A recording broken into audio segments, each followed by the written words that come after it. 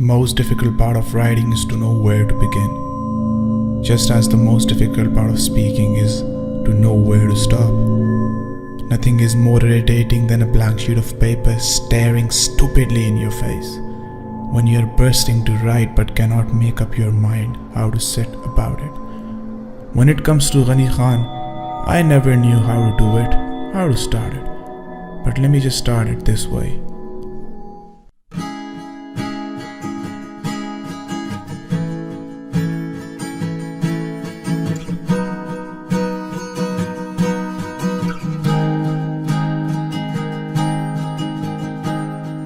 قدا اوستا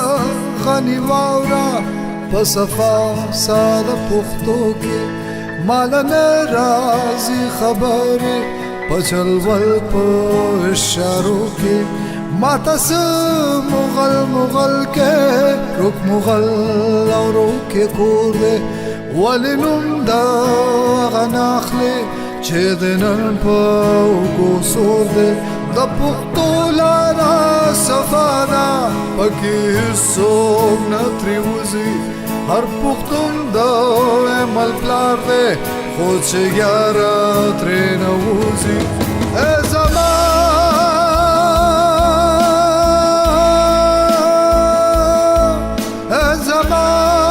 ننګیالي کومه ولې پروت دی بایرو کې د چا یاره نن خاني کوي ستا د پلار نیکه حجرو کې ستا نه هېر شو چې یو وخت کې لکه باغ ډک د رڼاوې ټول جهان د جړه شپه وه ته یې ستوري د سبا وې د دې سرو ټیکرو لاندې پټ لوی خزانې دي د دې خاورو تندر جوړ کړه په پښتو کې دا کمال دی د خټک د نری ګیرې هر وخت خوشحال دی چې غیرت تورات لاړ شي د زمري نه جوړ ګیدړ شي د ګیدړ د لا ژوند تیر کړي د ګیدړ په شان دې مړ شي د تاریخ زړه کې روښانه ستا د حسن زمانې دي اوس رولا ځکه راغلې چې لایق د هېرېدو وې چې خوب کې په کوی کې ته به ناست په سر درو وې خدا اوس د غني واوره په صفا ساده پښتو کې مالا نه راځي خبرې په چلبل په اشارو کې خدا اوس د غني واوره په صفا ساده پښتو کې مالا نه راځي خبرې په چلبل په اشارو کې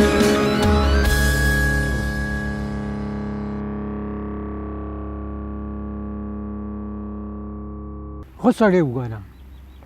دا وخت مې ولې وغواړه خو ښه سړی وګوره دې نه وخت خبرې نشته زه یم ښه سړی وګوره یعنې دومره وخت څو کړی ورکوټ یې لوی شومه دلته ده سره نو ښه سړی دی که نه هر قسم امداد هر قسم خبره دا زمونږ وړي نور څنګه وي لږ بیمار شو نو په مخ هم ډاکټر ته رسوي نه ټیک ده ستا خبره زه منم خو چې موږ سره ښه کوي نو موږ ځکه ښه سړی وي وګوره چې ښه سړی دی د غني خان د ټولو نه ښه عادت او ښه خاصیت ده چې ته به ورسره کېناستې تا به ویل دې دنیا کې د ټولو نه زیات زه خوښ یم که دی به راغی دی به ورسره کېناست نو تا به وی ده به وي یاره دې ټولو نه زیات زه خوښ یم که یو ماشوم به راغی او ماشوم به ورسره کېناست نو ماشوم به یې دا خو لکه زما د پلار غوندې دی پخپله هم پکې کله کله لګیا وو مالیان به لګیا وو چل به یې ورته ښوده دا داسې کوئ دا داسې کوئ دا ټول یې خوښ وو هر یو بوډی یې خوښ وو بسې بوډی نه و چې هغه نه و خوښ دا چې د خان په کور کې د مشر خان په کور کې یو تلاو دی او هغې سره یو غټه ونه ولاړه دی نه دغه د ښکاري مخامخ د دې سره قبلې اړخ ته تلاو دی زیات وخت به هغه د دغه تلاو په غاړه باندې و چې کور به و ولې چې هغه به د دغه تلاو په غاړه باندې لیکل،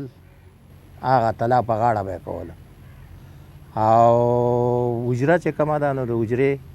ناسته پاسته به یې په دغه ځای کول. دا ډیپه نه ده، یا برنډې مخې ته چې کله به حجره د میلاوېدو خو دا طریقه وه چې د شپې یو شپه 2 بجې د کوټې نه یو 2 بسونه راله، دې ځای کې بار ودرېدل او 2 بجې وله را پاڅېده. بیا ورته هغې وویې چې یاره هلکانو ټول سټوډنټانو ویل موږ روټۍ نه ده خوړلې. نو غني خان ورته ویل دا انټرکان نه دی او نه پېښور دی چې زه تاسو له روټۍ پیدا کړم. ما ته ویل زه بچې وګوره ورشه که څه وي. نو دا روټۍ پکې نه ږدي، دې ته پیټار وایي. مې وله راوړو 4 روټۍ وې پکې او هغه زما ته اوس هم یاد دي 75 که 74 هلکانو هغې دونه ټوکړې کړې، بټوو کې ځان سره کېښوستې. ویل ډوډۍ موږ بابا خوړلې. نو د غني خان د میلاوېدو دا طریقه چې 2 بجې به هم د خلکو سره میلاوېدې د شپې، چې ټیک به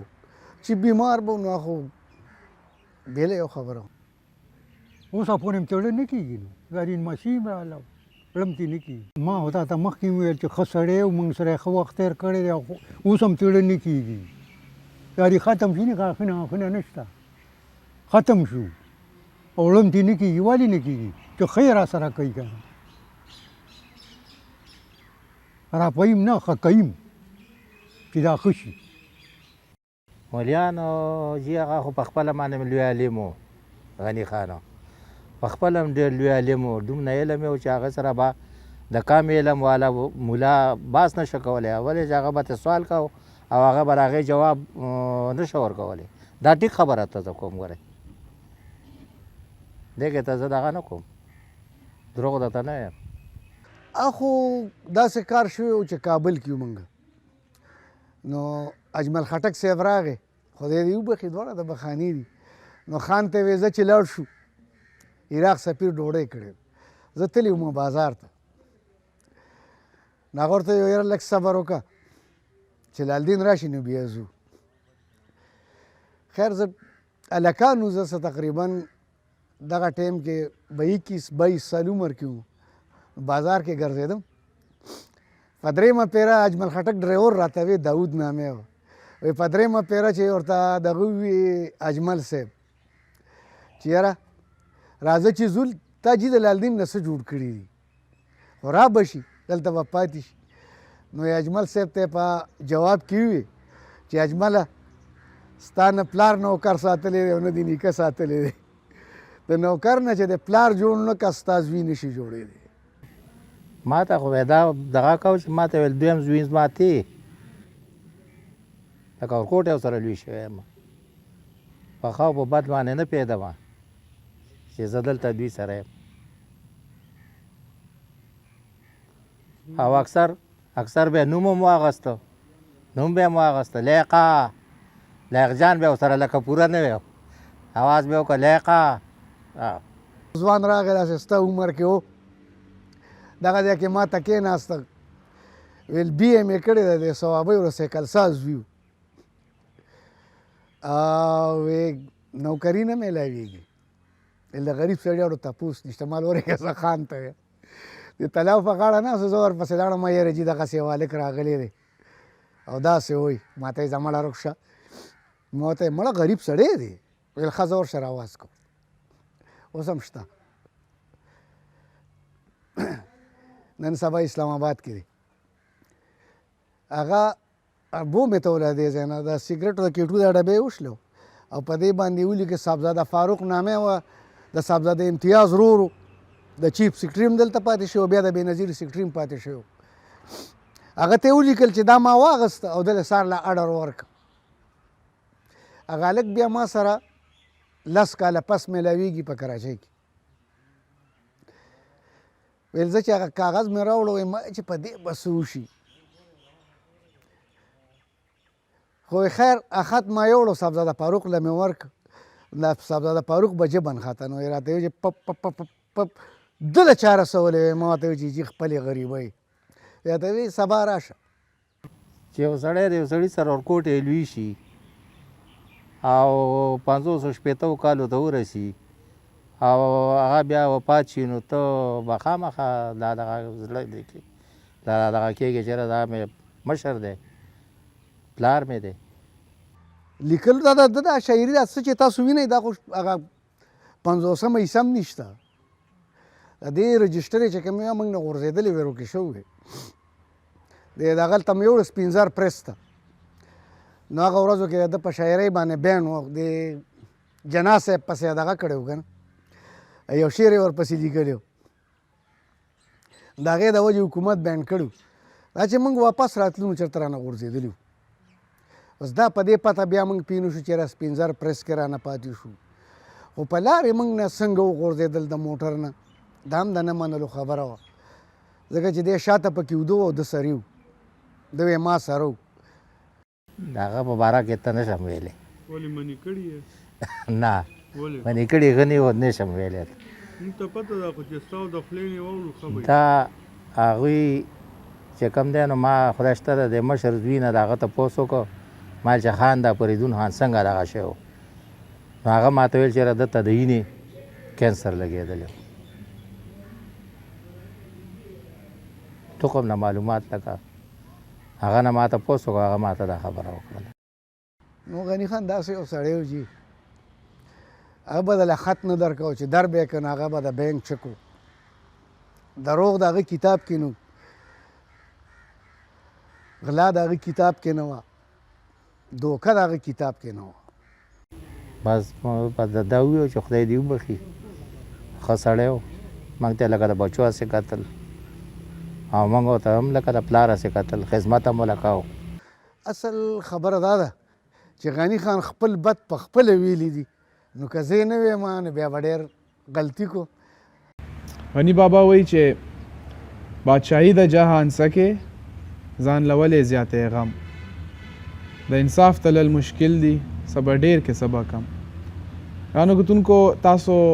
زما د شعر نه مخکې تاسو د هغې چې کوم ورکرز هغې سره انټرویو تاسو واورېده د هغې کامنټس هم ترې واخیستل د هغې لایف سټایل باندې د هغې نیچر باندې دا اوس چې کوم ځای کې ویورز ما چې د کټ باندې زه ناست یم دا هغه ځای دی چې غني بابا چې په کله هم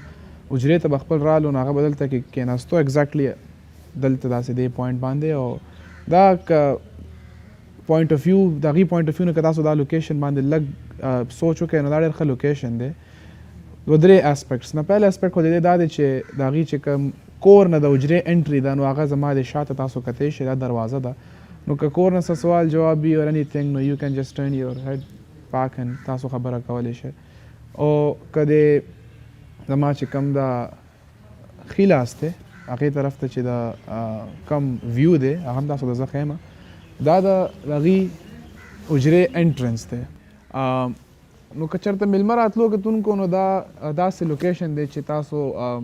ډایرکټلی وکتی شئ ویژن کې ستاسو راځي او دا لاره ده بیا کور ته لاره تاو شوې ده نو دا خو د دې دویم اسپیکټ شو ویورز دریم اسپیکټ چې کوم دی ویورز هغه دا دی که دې لوکیشن تاسو ما ته وګورئ نو زما مخې ته یو د بوټو یو باغ دی viewers the view is so soothing viewers that I keep on looking at it for the rest of the whole day نو سړی بور کېږي نه viewers دا غزې او کتونکو چې تاسو ته ما مخکې وویلې نو this isn't over yet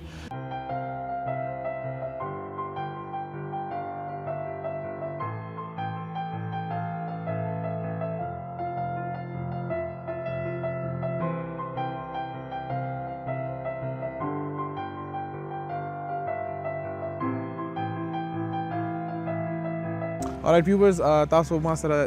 وکړه چې ما زه دننه ناست یم د غني بابا په حجره کې ما هلته کې لږ ډېر وخت تېر کړو viewers د هغې چې کوم خادمانو هغې سره مې خبرې اترې وکړلې د هغې چې کوم personal experiences وو how they felt about that person that legend himself نو viewers I hope so تاسو زما دا چې کوم د غني خان له چې به زه کوم tribute ورکوم on the road season 2 کې د هغې چې کوم first chapter و that I spent the day in his حجره نو اوس زه دلته نه روان یم د غني بابا چې کومه مقبره ده هلته روان یم نو I hope so maybe تاسو چې دی نو هغې د انتظار کې به یې and the next چې کوم chapters موږ سره دي هغې کې به talking about his پویټري د هغې چې کوم پویټري د هغې به نریشن تاسو ته زه یم. بیا 3rd چپټر کې چې دی نو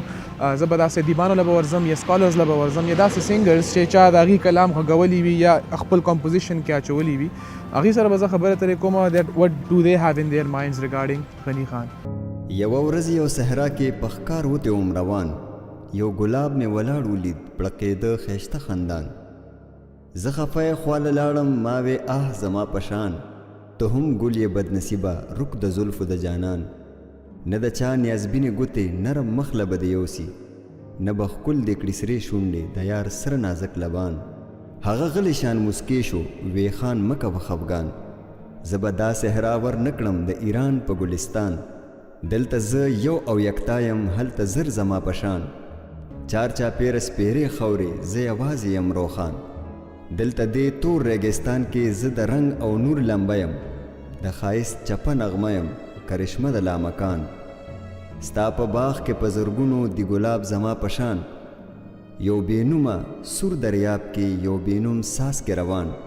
ته دې هم په خپل صحرا کې خفه مشي زما وروره، اخر را بشي دیدن له د څوک سوی غني خان. صفا بوایم سم بتلم، صفا بوایم سم بتلم، کل پیداوم کل بمرم. ورانه دا دنیا کا رب بله دنیا جوړه کا، ورانه دا دنیا کا رب بله دنیا جوړه کا. دا ډکه د غم ده یو بېغمه دنیا جوړه کا. قدرمندو دې وخت کې زه د خان عبدالغني خان په زیارت ناست یم. تاسو کتی شئ دا د هغې ابایي مقبره ده چې کوم د حاجي صاحب په مقبره باندې مشهوره ده. ویورز تاسو ته خو پته ده خان عبدالغني خان son of خان عبدالغفار خان also known as باچا خان چې دا یو هغه شخصیاتو کې داسې یو شخص و سره د قائد اعظم محمد علی جناح، لیاقت علی خان، علامه اقبال، سر سید احمد خان. دا هغه شخصیاتو کتونکو چې د چا ایفرټس د وجې د چا کاوش د وجې مونږ دې وخت کې خپل آزاد ملک کې ناست یو. د دې چرته هم دا خواهش نه و کتونکو چې زمونږ دا خلک چې دي دا چرته خوفناک یا بېګناه مرګ کې مړه شي یا مرګ د لاسه مړه شي. نو ویور زه به هغه سایډ نه ټچ کوم. I'll get back to غني خان. زه د هغې زیارت کې دې وخت ولاړ یم او که زمونږ دا چې کوم ټیم دی هغه تاسو د هغې مقبره وکړئ. نو ویورز this is it. This is that legend who has done all of this, who has done so much efforts. ستاسو زمونږ د پښتو لینګویج لپاره هغې نه علاوه پښتنو لپاره د هغې ورډس کې دونه پاور و چې اوسه پورې د هغې ورډس چې دي نو هغه خلک ریکال کوي ان همدغې د لاسه د هغې د آرټ ورک د لاسه چې دی نو هی از فارملی نون everywhere around the world. نو ویورز دعا به وکړو، فاتحه خواني به وکړو.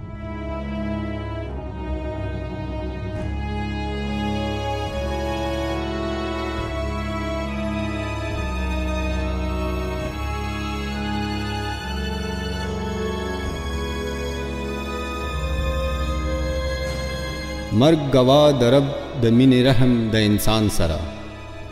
مرګ یوه واده د سپرلی شوې د خزان سره.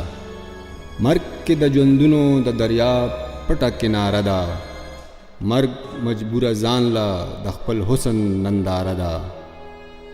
مرګ بس یو گوا زما د ژوند ستا د جلال، اے عجیبه خانه د تیارې او د هلال.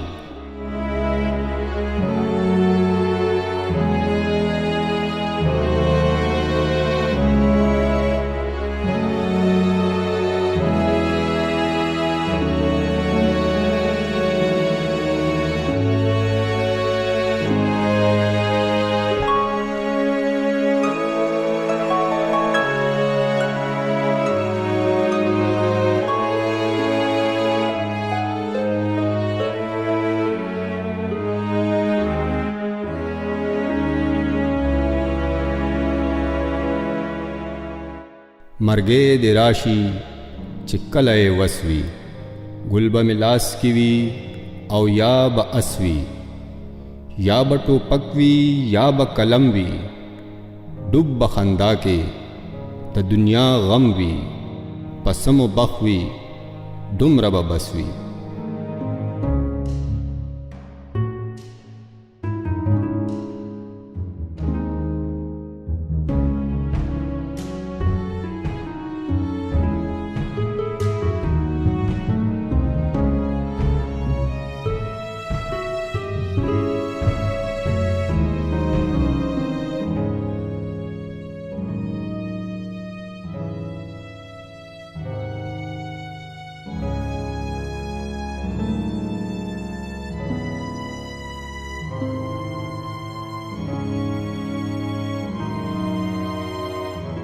که خازې شنې مې په قبر وي ولاړې، که خازې شنې مې په قبر وي ولاړې، که غلام مړم راځې ټوکړې پې لاړې، که په خپلو وینو نوم لمبېدلې، که په خپلو وینو نوم لمبېدلې، په ما مه پلیتوې د جومات غاړې، چې کترې کترې مې فوز د دښمن نه کا، مور ما پس پکم مخ بت جاړې، یا بدا بے ننګ ملک باغ ادن کړم، یا بدا بے ننګ ملک باغ ادن کړم، یا بکړم د پښتنو کوڅې ویجاړې.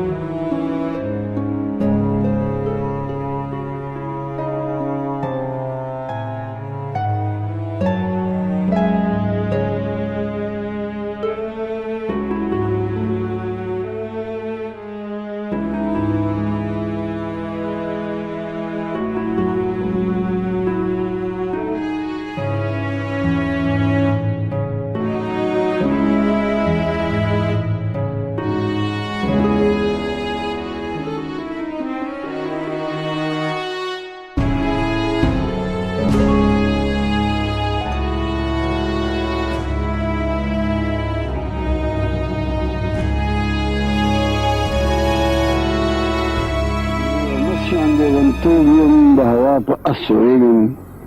که یو رنګ د یار د سترګو شلو شم ګډېږم، دا د څه ولې جوړ شم خبر نه یم نه پوهېږم،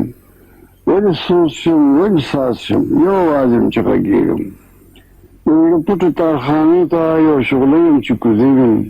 یو سرور یم چې شرنګېږم، یو خمار یم چې مستېږم، او چې په رګ رګ کې د اور شم یو لمبه یم چې رپېږم، دا رونو یم چې پړقېږم، که سرور یم چې سوځېږم، حقیقت نشته باد یم مستوونکو هم مستېږم، په خندا کې مې ژړا ده په خپه سترګو خندېږم، وایه وایه لیونیه ولې ژاړې چې جړېږم، او چې پړق د اتڼ واچوم ستا په وینه کې ګډېږم، دا د تش د خیال دوکه یم که یو خیشت یم چې خورېږم، که یو مست د باد نیلې یم، که یو مست د باد نیلې یم، په فکرو کې ځغلېږم، که د تال او شرنګ نه جوړه یو دعا یم چې قبلېږم. زه یو مسجان لیونتوب یم د هوا په سورېږم، که یو رنګ د یار د سترګو شل رنګونه شم خورېږم. زه یو مسجان لیونتوب یم د هوا په سورېږم، که یو رنګ د یار د سترګو شل رنګونه شم خورېږم. زه یو مسجان لیونتوب یم، زه یو مسجان لیونتوب یم.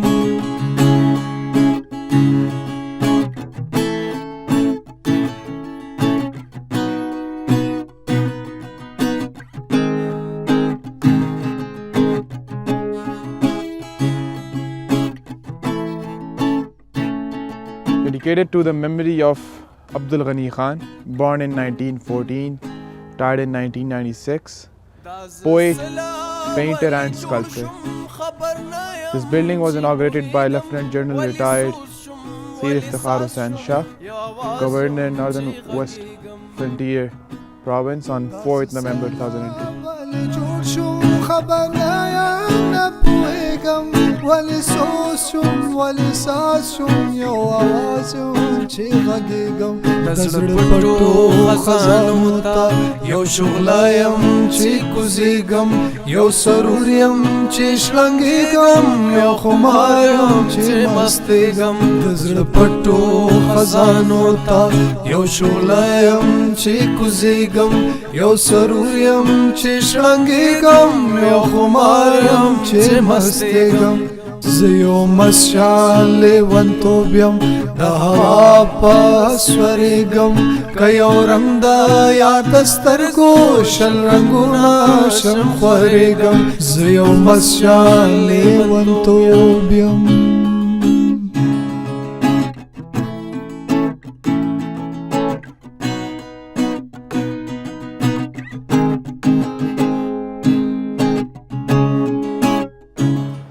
Assalamu alaikum viewers, welcome to the show we all like to call On the Road.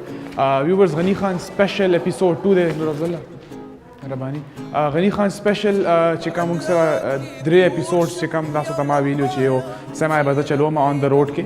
غنی خان سپیشل هغه دویم اپیسوډ د ویورز او راغله مده وخت کې 400 کې شنغر کې چې کوم غنی ډیره دلته راغله ما چې کوم یو میوزیم او لایبرری ده دلته غنی خان د خپل لاس چې کوم آرت ورک دی موستلی پینټینګز چې کوم دی هغه پروت دي دا هغه تاسو ته زخه ما هغه سره سره چې دی نو we'll try our best to چې د غنی خان مقبره ته لاړ شو فاتح خانی ولته وکړو او تاسو د هغه ځای مو خو نو ویورز I hope تاسو دا اپیسوډ لایک کې د سره سره چې تاسو پریویسلی هم چې کوم پریویس ویک اپیسوډ وا چې کوم مې د غنی خان کور کې کړی و هغه تاسو کتلې و نو سټې ټیون ویورز راځي چې ورشو میوزیم شالې ونتوب یم د هوا پاس وریږم که یو رنګ د یار د سترګو شل رنګونه شم خوریږم ویورز راځي چې تاسو د غنی میوزیم غنی خان ډیره چې کوم دی هغه کې چې کوم میوزیم دی دا هغه او ټول تاسو له درکمه ویورز دا چې څنګه تاسو میوزیم کې انټر شئ دا د فرست هال راځي د هال کې تاسو به ډیټیل کې شارټس خیم دلته موږ سره ډیفرنٹ شو کیسز دی هغه کې موږ سره چې دی نو تاسو کته شئ ضعیف قرانونه موږ سره دی زړې چې کم خلکو خپل قلم نه چې دی پرسنلی لیکلي دي پرینټډ نه دي او دا غي چې کم د بوکس چې کم جلد دی یا چې کم پیجز دی هغه تاسو دا غي کنډیشن نه تاسو دا اندازه لګول چې تاسو نه زړې دي نو دا موږ سره فرست هال دی ویورز هغه کې موږ سره ضعیف قرانونه دي تاسو ته ډیټیل شارټس خایو که تاسو دین لګ تاسو if you guys move on gradually نو دا چې دی ویورز this section دا چې بل یو وړو کې غونته کې روم غونته کې دی this is totally غنی خان بابا چې کوم څومره دا غي آرت ورک دی هغه دلته پروت دی here is د غنی خان بابا چې کوم پکچر دی دا غي خپل پکچر دی چې کوم په 1977 کې ګوټا کې یونایټډ سټیټس اف امریکا کې یو فوټوګرافر اغستی او بیا یې هغې له ټریبیوټ ورکړی که تاسو سره د دې سره که لږ دې خوا تاسو لږ غور وکړئ ویورز نو دا د غنی خان خپل د لاس نه چې کوم پینټینګز کړي دي هغه دلته د شو کیسز کې لاک شوي دي په فریمز کې دننه تاسو کتی شئ I don't think so چې دا هغه اوریجنل پینټینګز دي خو دا د هغې ریپلیکاز دي چې کم پرنټ شوي دي انیوی ویورز تاسو کتی چې دا د غنی خان خپل لاس چې کم آرت ورک شوی دی دا د هغه دی تاسو د هغې چې کم کریټیویټي دی د آرت ورک دی د هغې اندازه دی د پکچرز کتلو نه لګولی شي انیوی ویورز اف وی موو آن چې دی دویم هال چې کم دی دی نه دوه further halls ته sub divisions شوي دي but if we just move on to the first one no this is also a very big hall which is full of poetry which has been done by written by Ghani Khan Baba himself دلته start کې دوه شاسې showcases دی هغې کې لږ sculptures پراته دي زړه چې کوم ancient موږ سره څه hand designs if there are coins or anything چې کوم hidden treasure خو ته نشو ویلی خو دا هغه sculptures دي viewers چې کوم خلکو په خپل لاسونو ډیزاین کړي دي anyway viewers دلته بیا موږ سره دې شو کیسز کې غټ غټ هغه دي پینلز دي هغې باندې د غنی خان بابا چې کوم پویټري ده هغه پینټرز چې دی نو لاس نه پینټ کړی ده او لیکلی ده اینډ ټوټلی په پښتو کې دی ویورز دا پویټري چې څومره هم ده تاسو کتلی شئ. بیا ویورز سره سره دلته کې یو بل موږ سره یو پینل دی چې هغې باندې میټل سره امباس شوی چې کم دی نو پویټري ده، یو دعا ده د غني خان بابا خپل کلام دی. تاسو کتلی شئ دا موږ سره دا هال دی او دلته یو بل دې شوکیس کې موږ سره چې دی نو چېرته زړې د کوینز کلیکشن دی. اوبویسلی اټس ا میوزیم نو تاسو د دې کوینز کلیکشن هم کتلی شئ او هر یو چې کم څونه دلته آرټ ورک یا داسې ایشینټ پیس پروت دی، هغې سره سره یو وړوکې غونته کې پیپر پیس دی، هغې باندې د هغې ډیټیلز لیکلي شوي دي چې دا څه دي، د دې څه هسټري ده. نو ویورز دلته نه به اوس موو آن کیږو چې موږ سره د دې چې کوم د غني خان بابا چې کوم سپیشل هال او هغې سره چې کوم بل هال دی تاسو ته به د هغې ټور به هم زه درکوم. نو راځئ ویورز دا بل هال چې دی دا دې کې تاسو ته زه دلته چې کوم شوکیسز دي هغې کې چې کوم آرټیفیکټس پروت دي هغه ته تاسو ته وښیم. نو ویورز دا هم موږ سره چې دی نو د غني بابا خپل سیلف هینډ پینټډ آرټیفیکټس موږ سره تاسو د آرټ ورک پینټ ورکس پورټریټس دي تاسو کتلی شئ. دا دي ورسره سره یو وړه پیجز باندې د هغې ډیټیلز دي. دا موږ سره تاسو کتلی شئ دې شوکیس کې هم موسټلی پینټنګز دي سیلف پینټډ بای غني خان بابا himself. اینڈ if we just move on towards here we have a Kailash special dress چې کوم کیلاش چې کوم چترال کې کیلاش ویلی کې چې کوم د هغې ځای لوکل خلک دي هغه اچوي. obviously it's a museum دی کې دا historic artifacts پروت وي preserved دی دی کې. and if we move on towards this showcase on the right hand side viewers تاسو کتلی شئ دی کې موږ سره یو ستار پروت دی musical instruments دی mostly. what does it say about this? it's a traditional چترالی ستار تاسو کتلی شئ viewers, pretty old and rare to find these days. Then we have another musical instrument, a piano or banjo. This is what they call it. They bande khapal strokes the key strokes. They moving on towards the next showcase. We have another harmonium over here, and then we have a tambourine. Chikota dafli mungu wayo age ke khapal pukhto ke. Then we have a jambi. No da chikam artifacts wala chikam showcases di de ke mostly musical instruments di. Bia mung sara dhol amshte viewers, drum. که تاسو ورته ویلی شئ. بیا موږ سره طبله هم شته دی، ټریډیشنل چې کوم طبله ده هغه موږ سره شته. تاسو کتلی شئ د شوکیسز کې دلته موږ سره بیا وړوکې طبلې دي، ټریډیشنل میوزیکل ډرمز تاسو کتلی شئ. اینډ بیا موږ سره ټرمپټ دی، میوزیکل انسټرومنټ دی ټرمپټ اور شهنائی ورته چې څنګه وایي. then we have a wooden flute and this is it viewers. دا چې کوم د میوزیم کې سب ډیوایډډ دویم هالو on the left hand side هغه هال کې تاسو وکړه موږ سره میوزیکل انسټرومنټس دي as well as د موږ سره پینټینګز او د ریئر هسټوریک آرټیفیکټس.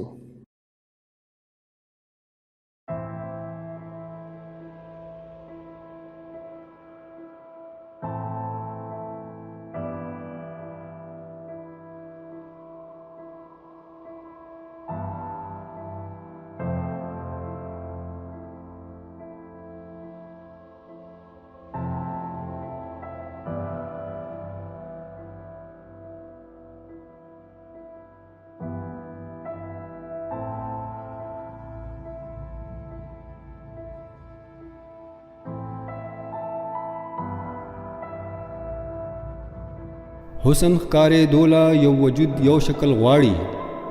حسن چې ښکاره شي مینه وویني مینه شي.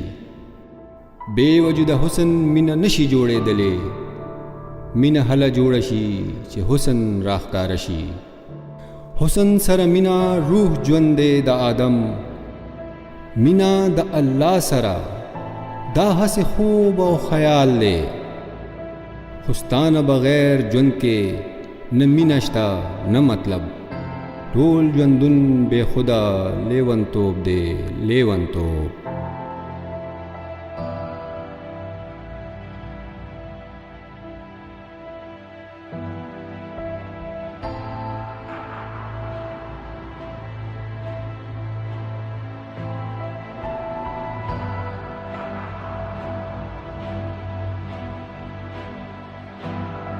کله اور سوځېده شور غوغا شي، کله غلې کلار شومدم، کله شړنګ د ګونګرو شي خمار شي،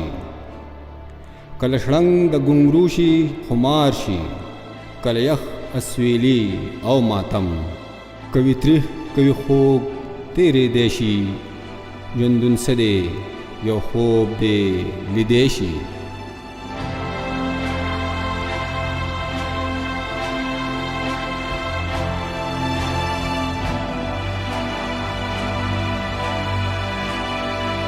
غنی خان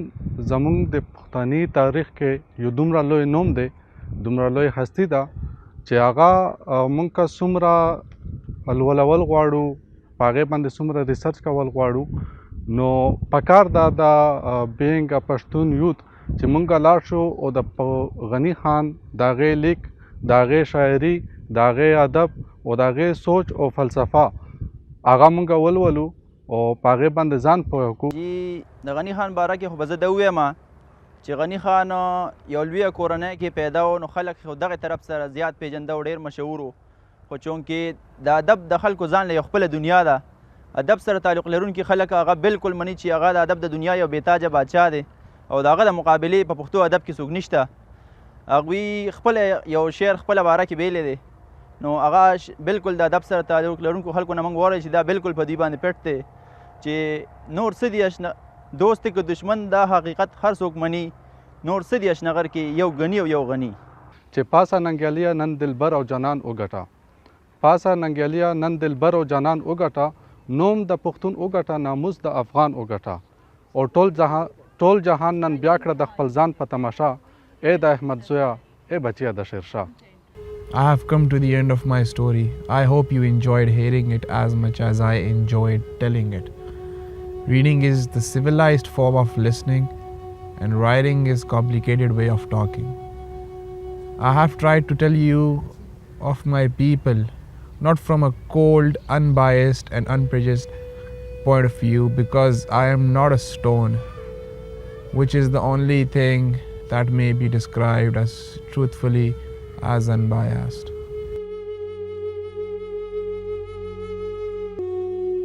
Alright viewers, that's also kate چې موږ سره د پټانزو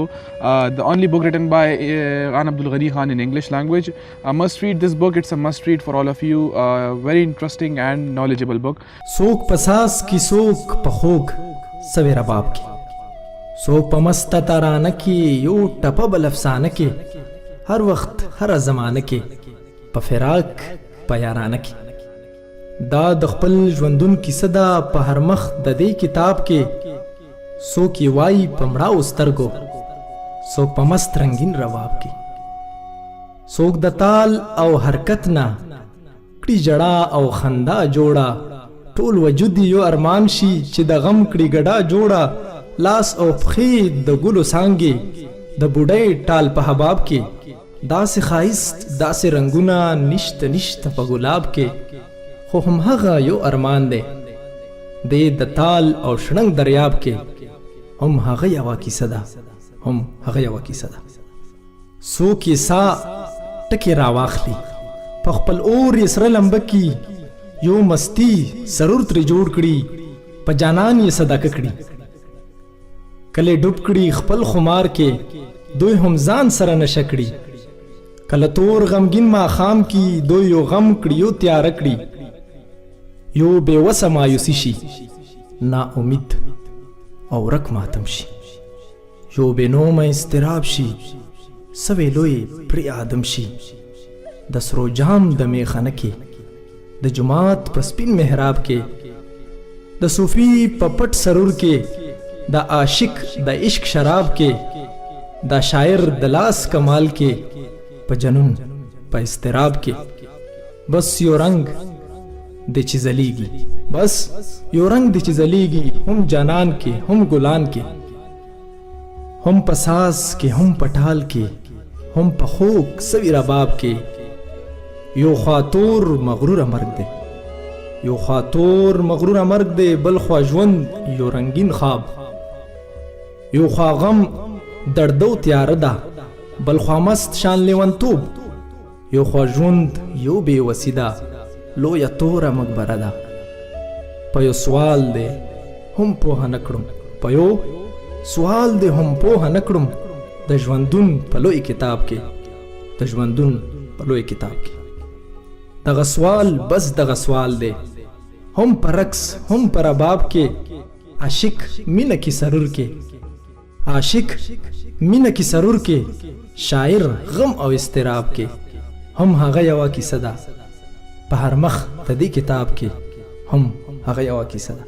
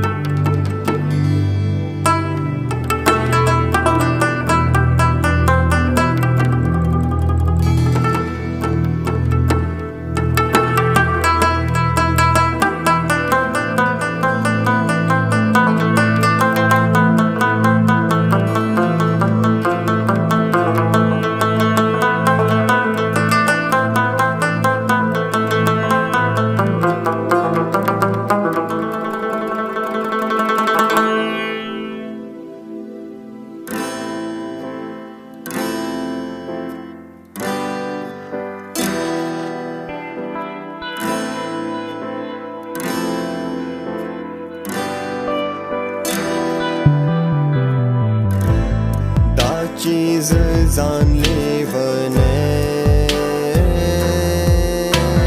کړم دا زه تنګ شم د خپل ځان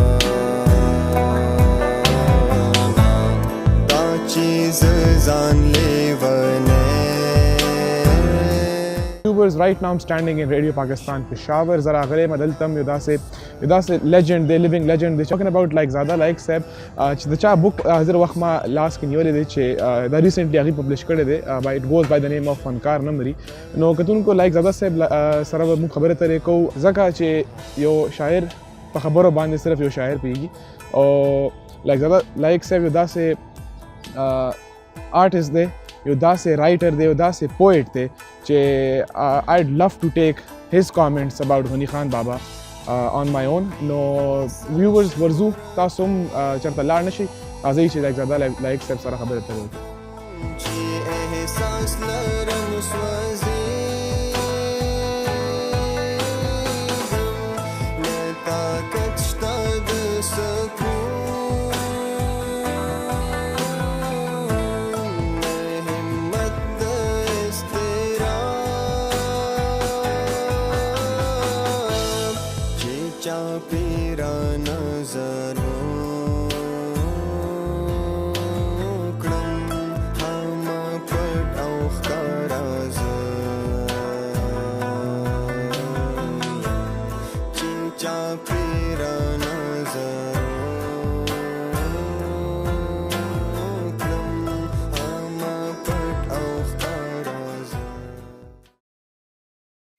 عاطف خان داسې ده چې د غنی بابا په حواله باندې که فرق لایق زاده خبره کوي نو دا به داسې چې په وړه خوله باندې لویه خبره ځکه چې د غنی بابا قد دومره قداور دی چې په هغې باندې بې شمېره خلکو لیکونه هم کړي دي او په هغې باندې لګیا څېړنې روانې دي تر کومې پورې زما فکر دی زه دا خیال کوم چې غنی بابا ته خو د ټول نه لویه بنیادي خبره دا وه چې هلته ماحول داسې میلاو شوی و چې هغه په یو داسې کورنۍ کې سترګې غړولې وې چېرته چې شعور و چېرته چې پوهه و چېرته چې ویژن و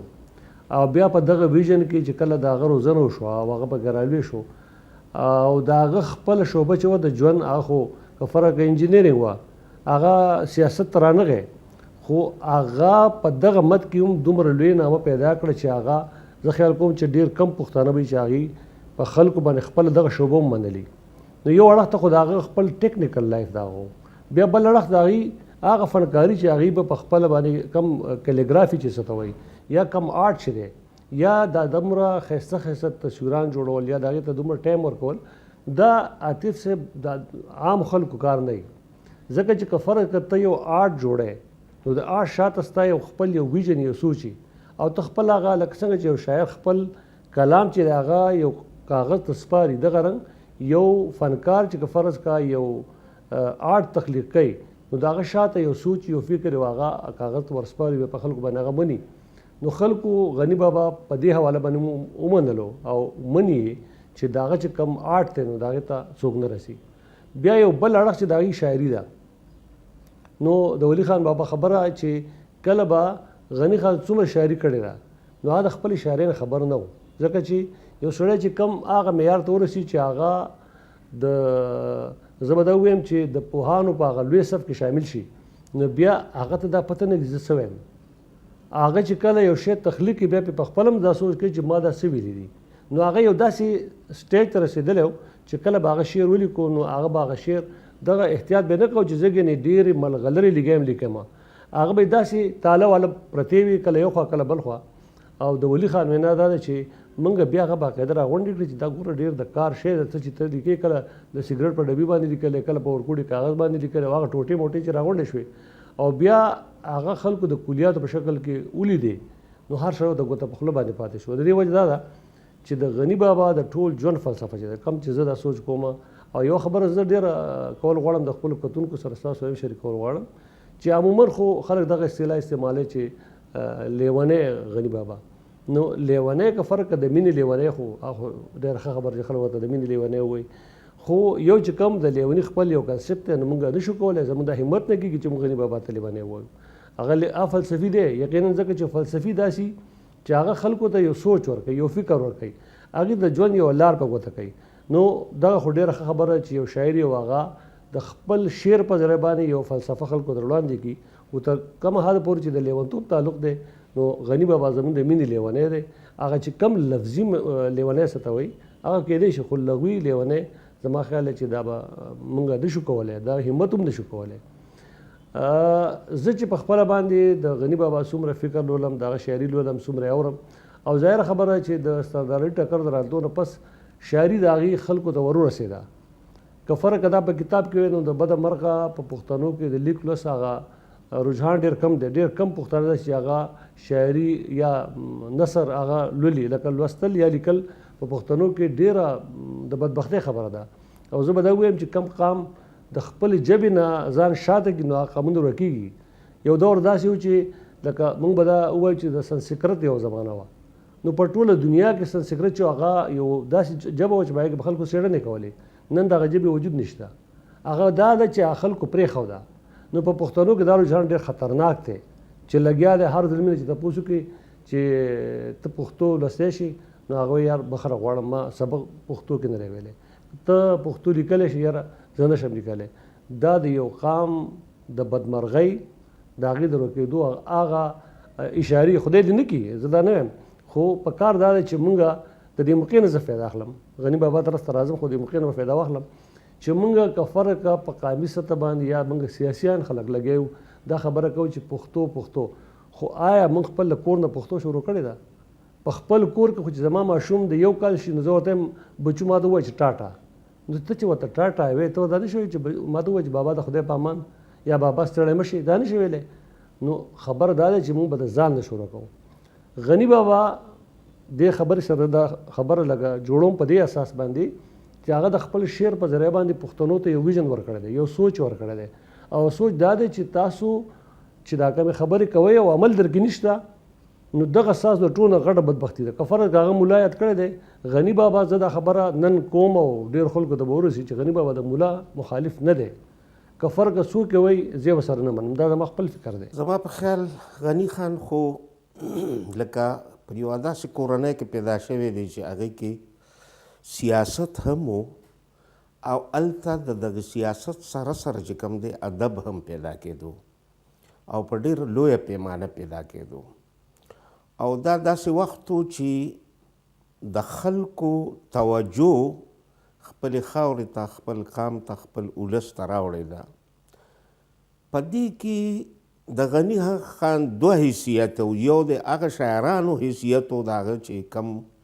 عام طور په جلسو کې او په دغه کې د هغې په ژبه په هغه وخت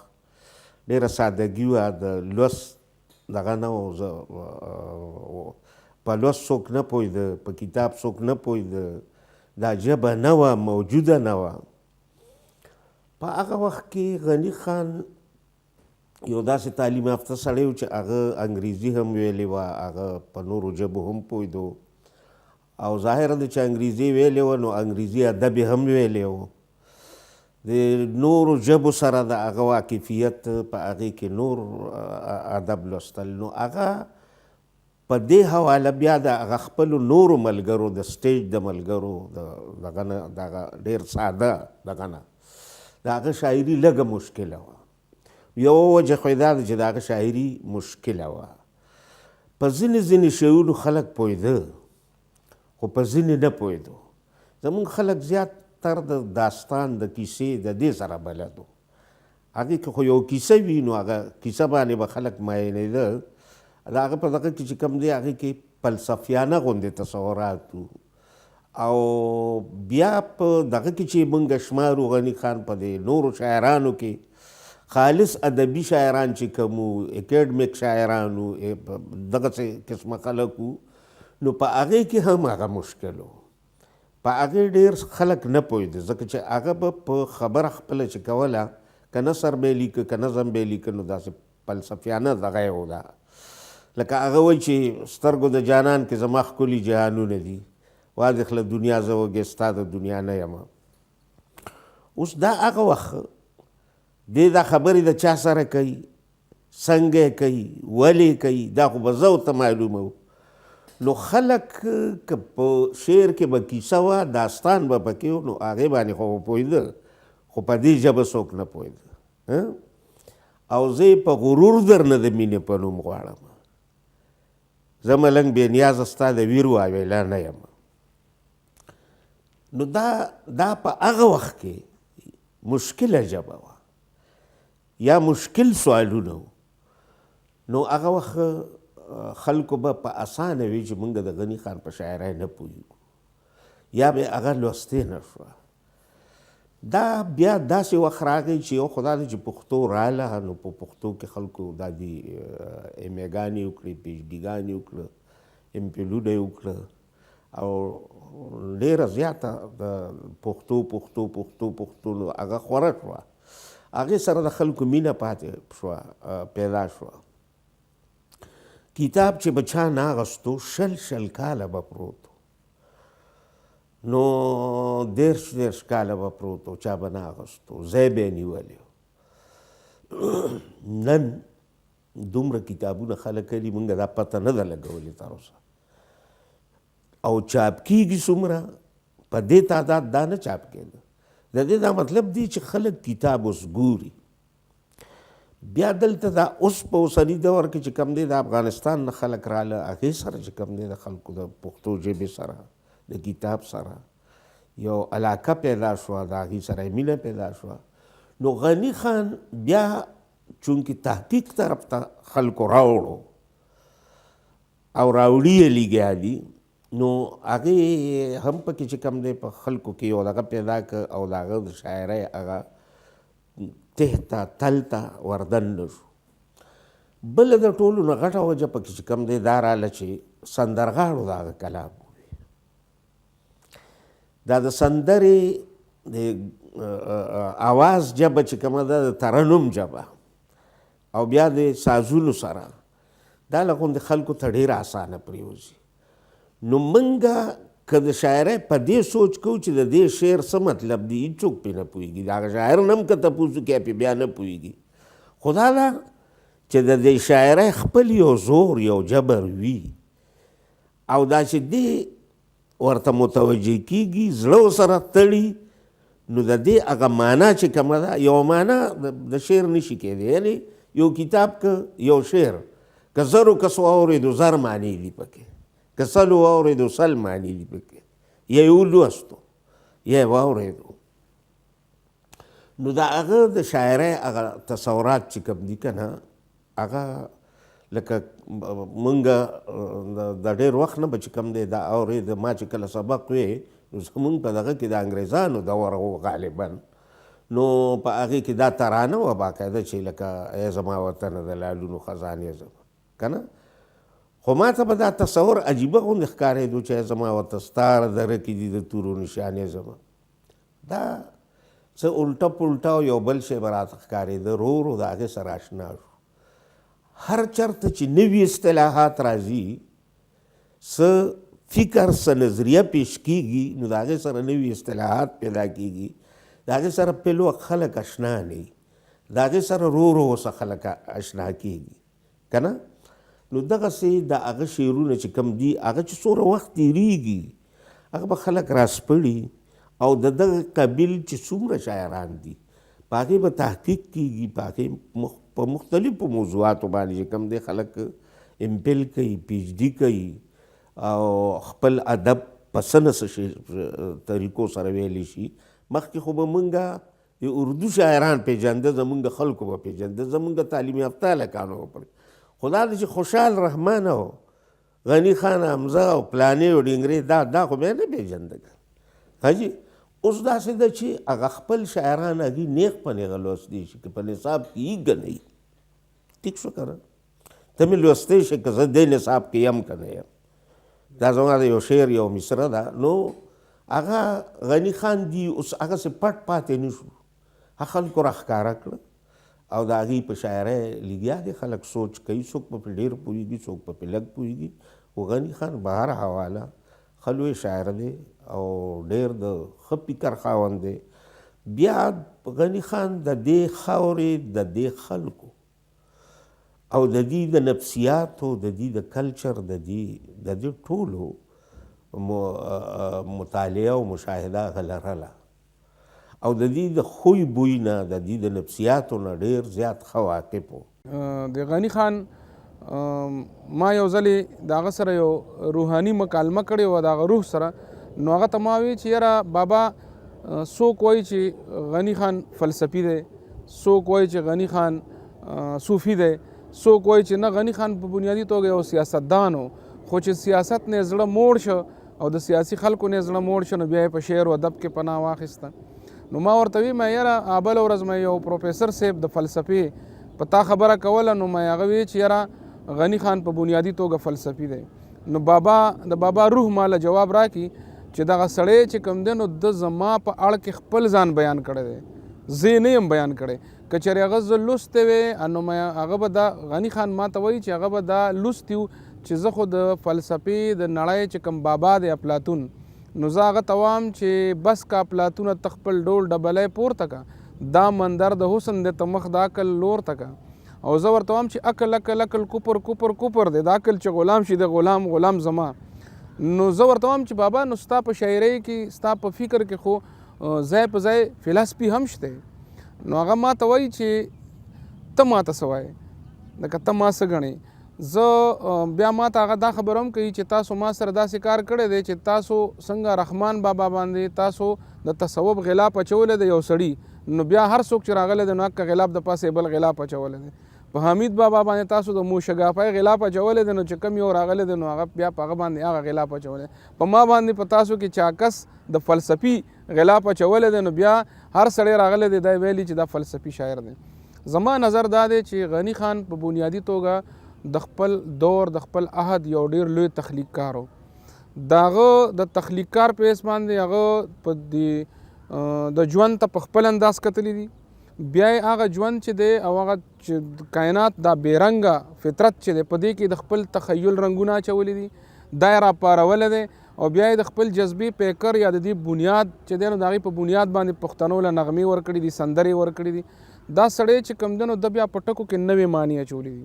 او کله چې یو لوی تخلیقکار پیدا شي نو دله خدای پاک دا وس او توان هم ورکړی چې کم مروجه تراکیب وي د ژبې، کم قالبونه وي د ادب، نو یو خو هغه یا چوکاټونه مات کړي،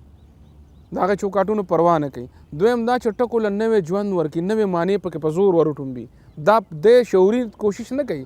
دا د لاشعوري کوشش وي. په ده کې دومره د جذبې اور وي، زور وي او شور وي چې په خپله ټکي چې دی نو ځان ته د ده دا کم لطیف احساسات، د ده دا کم جذبات چې د روح نه راوځي نو دا کثیف الفاظ ورته لاس په نامه ولاړ وي. غني کې هم دا کمال خدای پاک اچولی و چې هغه په روایتي ټکو کې نوې معنی اچولی دي. لکه د مثال په توګه باندې ژوند ته هغه په نوي انداز کتلی دي. هغه وایي ژوند که تش پیرني سټل وي دا خو سپی هم شي کولی، که تاسو نسل زیاتول وي دا خو غوی هم شي کولی. ژوند خو تله دي یو په مخه غورځېدل او پاسېدل دي. ژوند په سترګو د جانان کې پلوشه ده د خمار، په صحرا کې لټول دي د اشنا د کوڅې لار. بیا چې کله جانان کې هغه کومه نوې معنا اچولې ده، بیا هغه دا وایي چې ژوند نه مري، ژوندي مري، ژوند په خپله نه مري. دغه شان هغه وایي چې سترګې خاورې کېږي، خمار نه خاورې کېږي. دا د یو فنکار په حیث باندې ژوند ته او ټکو ته په نوي انداز کتل او د هغې نه نوې معنی رایستل. نو یو خو دا د یو تخلیقکار په حیث دغه جرأتمند تخلیقکار چې کله موږ د یو جرأتمند تخلیقکار په حیث ومنو،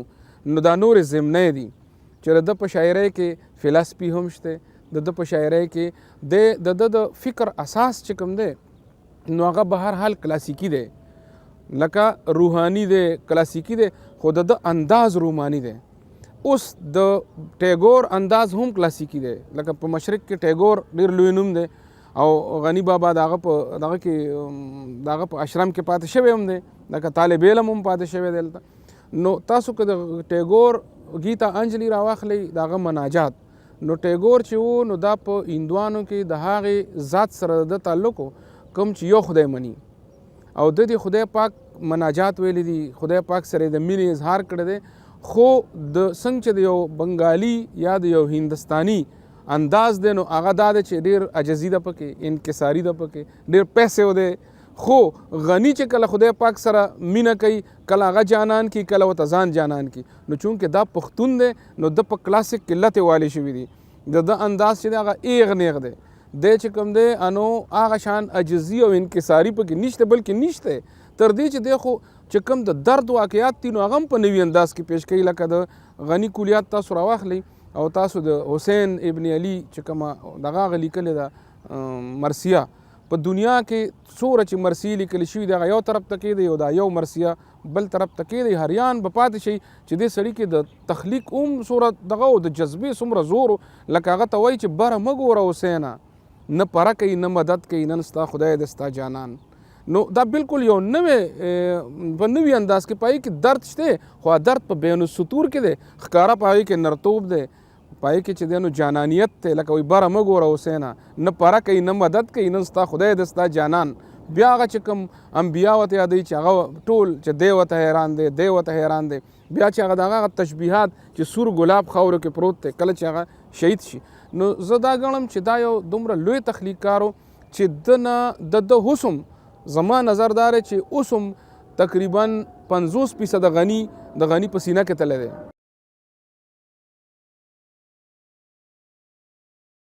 داسې دی چې غني خان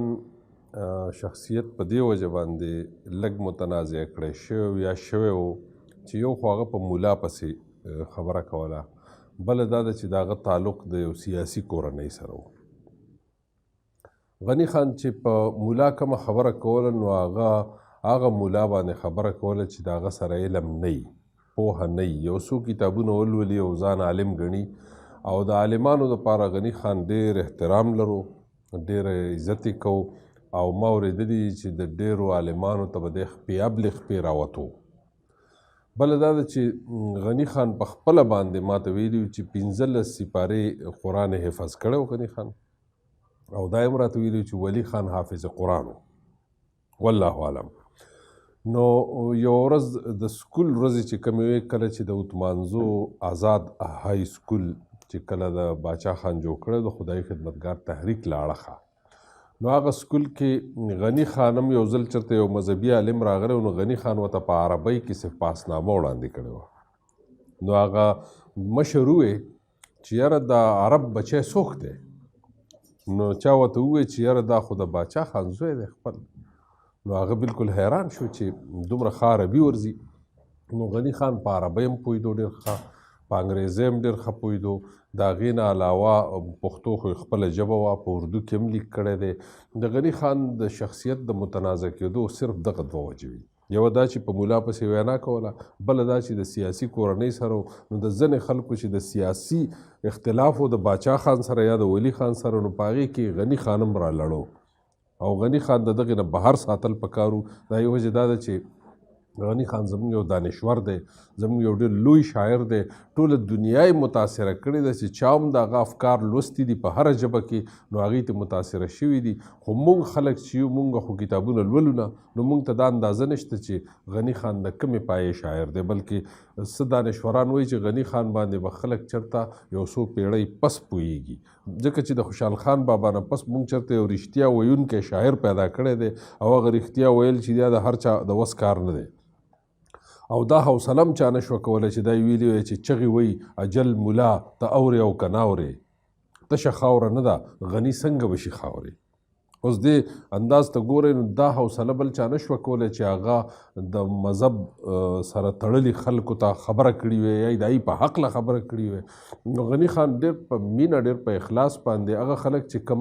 ګڼي چې یاره دوی نه مذهب ته نقصان رسېدی شي نو په هغوی تنقید کړی دی، او د عالمانو او د دانشورانو د مفکرانو ډېره ستاینه کړې. زه عرض لرم جي غني خان ما تاسو ته مخکې وي چې ډېر لوستی سړی و، د خپل ټولنیز ژوند نه ډېر زیات خبردار سړی و، د پښتنو نفسیات یې هم پېژندل، خو فل وخت زمونږ ضرورت څه و او څنګه و. غني خان په یو داسې کور کې لوی شو چې هغلته دغه و، دا یو خو دا ده چې دا د نشو تماشو په وجه د زاهد او د دغه یو جګړه په اردو شاعرۍ کې یا په پارسی شاعرۍ کې یا په نورو کې په شاعرۍ کې دا یو روایت را روان دی، خو دغه چې کوم دی د مولا ذکر کړی دی غني خان. مولا ته زمونږ په معاشره کې زما په خیال چې ډېر زیات خواږه درانه کتلی شوي دي، ډېر احترام یې خلکو کړی دی، او غني خان په خپله هم کړی دی. خو شاعري خو یو داسې شی دی چې که یو سړی ورته سړی بد ښکاره شي نو د هغه نوم نه علي، نو هغه مولا خو یاد کړی دی، نو هغه خلکو بیا ټول مولیان لکه ګڼلي دي. هغه وخت داسې چلو چې پیرنګې دلته راغلی دی، نو یو دا ده چې هغوی د پښتنو د نفسیاتو د دوی د کلچر مطالعه کړې وه، او د هغې په رڼا کې هغوی هغلته خلک تیار کړي وو، هغې دپاره باقاعده سکولونه جوړ کړي، او بیا چونکې د مولا ډېر زیات احترام و په پښتنو کې، نو ځینې مولیان هغوی د مخبرانو په طور استعمال کړي دي، یعنی خپل ټاوټ په طور چې کوم دی که نه هغه هغوی نه کار اخیستی دی، تنخواګانې یې ورته ورکړي دي، هغوی ته الویلی دي چې که چا د ازادۍ، چا د جدوجہد، چا د دغه خبره کړې ده، صورتحال یې ورته بیان کړی، په هغوی نور څه نه کول، نو د هغې پته لګېده، ځینې خلکو ته د هغې پته لګېده چې دا خلک دا کوي دا کوي دا کوي دا کوي دا کوي، یا په ځینې مسلو کې چې کوم دی هغوی لکه دغه و دا لکه احترام یې مو، خو زندګي هم چې کوم و نو داسې جوړه زندګي نه وه، نو هغوی ته که یو شی په اسانه میلاوېدو، یا دا ده چې یو خبره به دا کېده چې یو علماء حق دي یو علماء سو دي که نه، چې هغه د نورو خلکو ایجنټاني او یو علماء حق هغه دي. زما په خیال د باچا خان په تحریک کې او د دې سره په شریک ژوند کې بلا مولیان پاتې شوي دي، نو مولا هغه په دې نه دی غندلی، خو د مولا نوم یې نه دی اخیستی چې دا پلانې مولا. زه د دې موقع نه دا فایده اخلم چې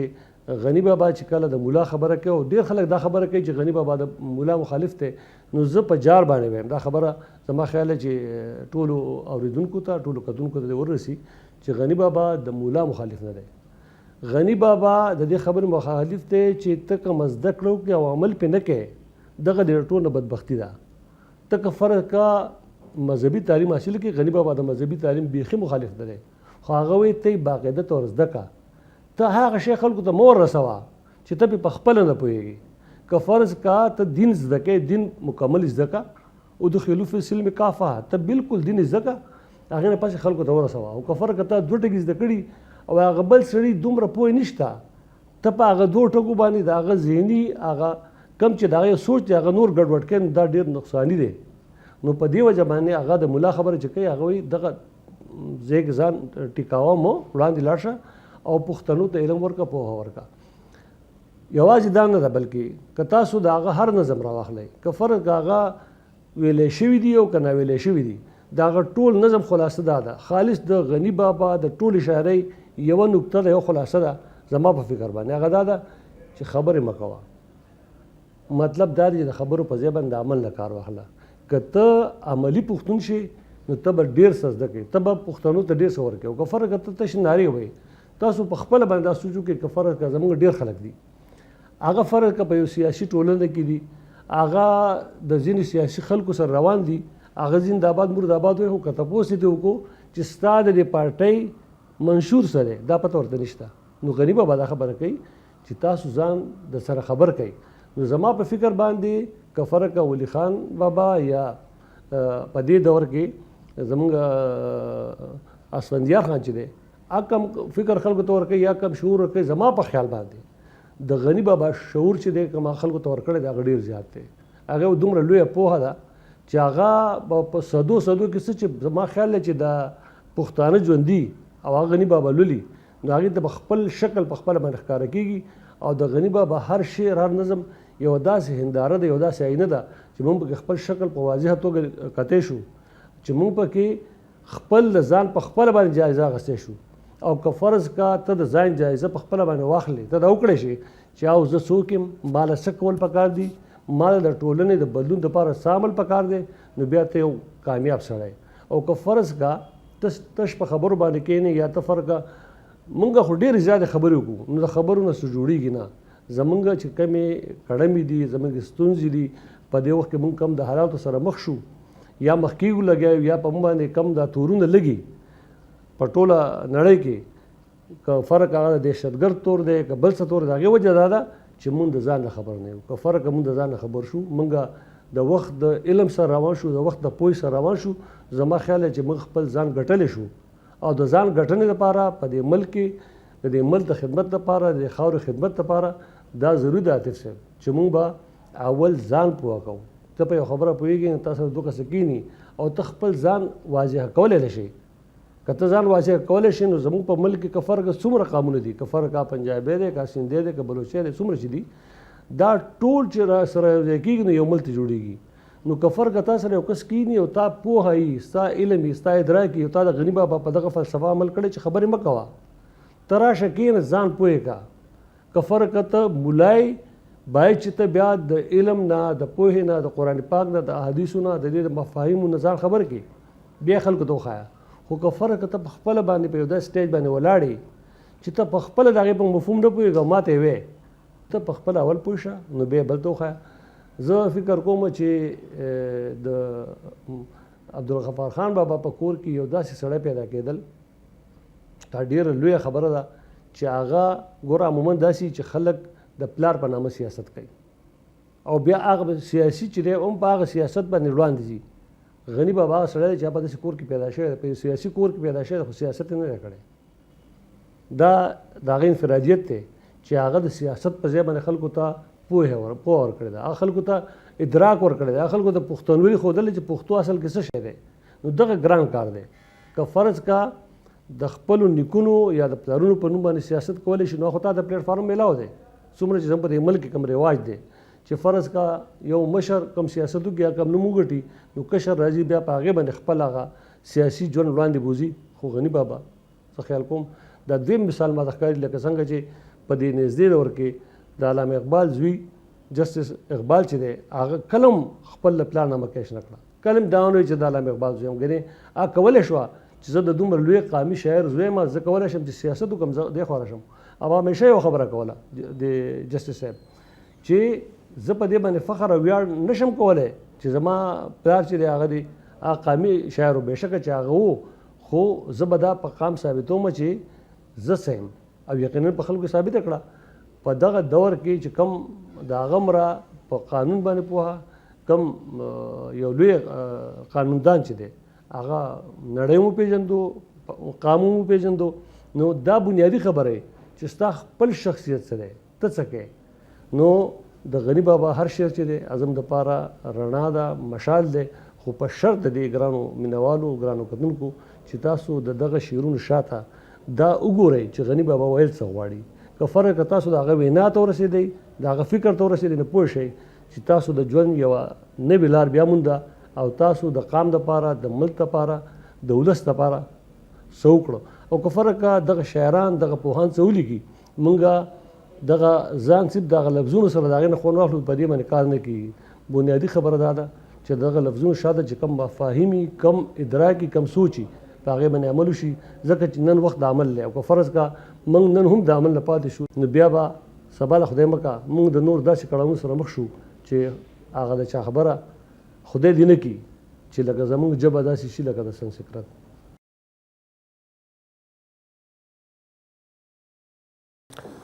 داسې ده چې یو خو چونکې غني خان سوشل ساینټسټ و د خپلې معاشرې په ټولو عیبونو مرضونو باندې پوه و. یوه دویمه خبره دا وه چې غني خان دنیا کتلی وه، یورپ ته تللی و، امریکې ته تللی و، په هند کې ډېر وخت تېر کړی و. نو د دغه ټول هر څه په شا باندې د هغه یوه تجربه وه، کتلي وو چې څه روان دي او دنیا کې څه کردار دی د دې خلکو. بله دا خبره ده چې د غني خان یو کتاب دی خان صاحب په اردو کې لیکلی، دا ډېرو کمو خلکو لوستی دی. هغه دې وګوري نو هغه د مولا د کردار پوره تشریح پوره وضاحت کړی دی او هغه دا ګڼي چې یاره هغه خلک چې هغوی عالمان دي هغوی د دین زده کړه کړې ده او دین د هغوی په ژوند کې هم شته او د هغوی د کردار نه او د هغوی د خبرو نه هم واضح دی، نو هغه خلک د احترام قابل دي او کم خلک چې دي چې هغوی په خوله دعوې کوي چې عالمان دي او هغوی سره نه دیني پوهه شته، نه د دین په ایسنس پوه دي، نه د هغوی په کردار کې د دین هغه رنګونه ښکاري کوم چې د الله او د قرآن او د حدیث حکم دی. نو زه دا ګڼم چې د غني خان په ذهن کې دا خبره راغلې ده چې په معاشره کې ډېرې مسلې چې دي هغه د مولا د وجې نه پیدا کېږي. لکه داسې شته دی پکې چې هغوی لګیا دي د مذهب په ذریعه پیسې ګټي، د مذهب په ذریعه جګړې کوي د خلکو سره، فسادونه را پیدا کوي، په معاشره کې بېقرارۍ پیدا کوي. بل د هغه نظر صرف د حورو او د پیو او د شادو ولو طرف ته ځي، خوراک طرف ته ځي. نو چې کله دغه څیزونو تصور ځي او د دین د اصلي معنو نه او د اصلي پیغام نه او د اصلي حکم نه او د اصلي تصور نه لري، نو دې مطلب دا دی چې هغه معاشره کې بیا فساد پیدا کېږي. د دغې وجې نه غني خان په مولا تنقید کړی دی او د عالمانو احترام یې کړی دی. بله دا ده چې د دغه خلکو کردار په تاریخ کې کتلی دی چې په تاریخ کې څنګه را روان دی. نو د هغه ټول تاریخ نه هغه زده کړه کړې ده او دا ګڼلي دي چې که چرې دا سړی په معاشره کې ډامیننټي د ده زور زیاتي نو فسادونه به پیدا کېږي، مسلې به پیدا کېږي. او تاسو وکتل دا نږدې تاریخ ګواه دی چې مسلې د کوم ځای نه پیدا شوې. داسې وختونه هم راغلي چې د حاجي صاحب تورنګزی غوندې مولا را پاڅېدلی او د ازادۍ جنګ یې ګټلی دی، ځکه چې هغه عالم و، پوه و، دانشور و، هغه کې د وطن او د خاورې او د خلکو مینه وه، هغه سره احساس و. او داسې خلک هم شته چې هغوی د دې وطن د تباهۍ د دین د تباهۍ سبب ګرځي.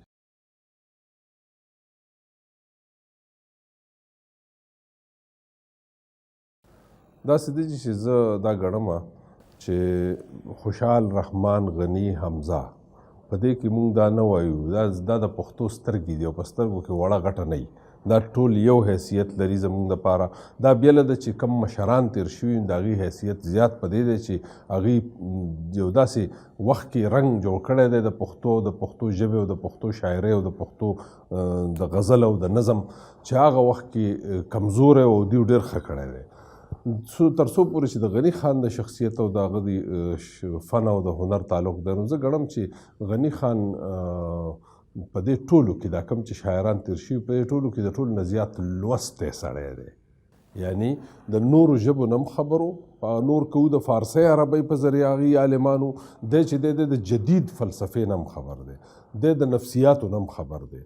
دی د پښتنو د ثقافت په رګ رګ کې هم ننوتی دی، د قبایلي ژوند د هغه نزاکتونو نه هم خبر دی، دی د حجرې جومات جرګې د هغه ضرورت او د اهمیت نه هم خبر دی. نو زه ګڼم چې غني خان پښتون د نوي دور د چیلنجونو سره د سمولو دپاره جوړ کړی دی. لکه څنګه چې موږ ګورو چې د خوشحال رحمان او د حمزه بابا پیغامونه ګورو نو په هغې کې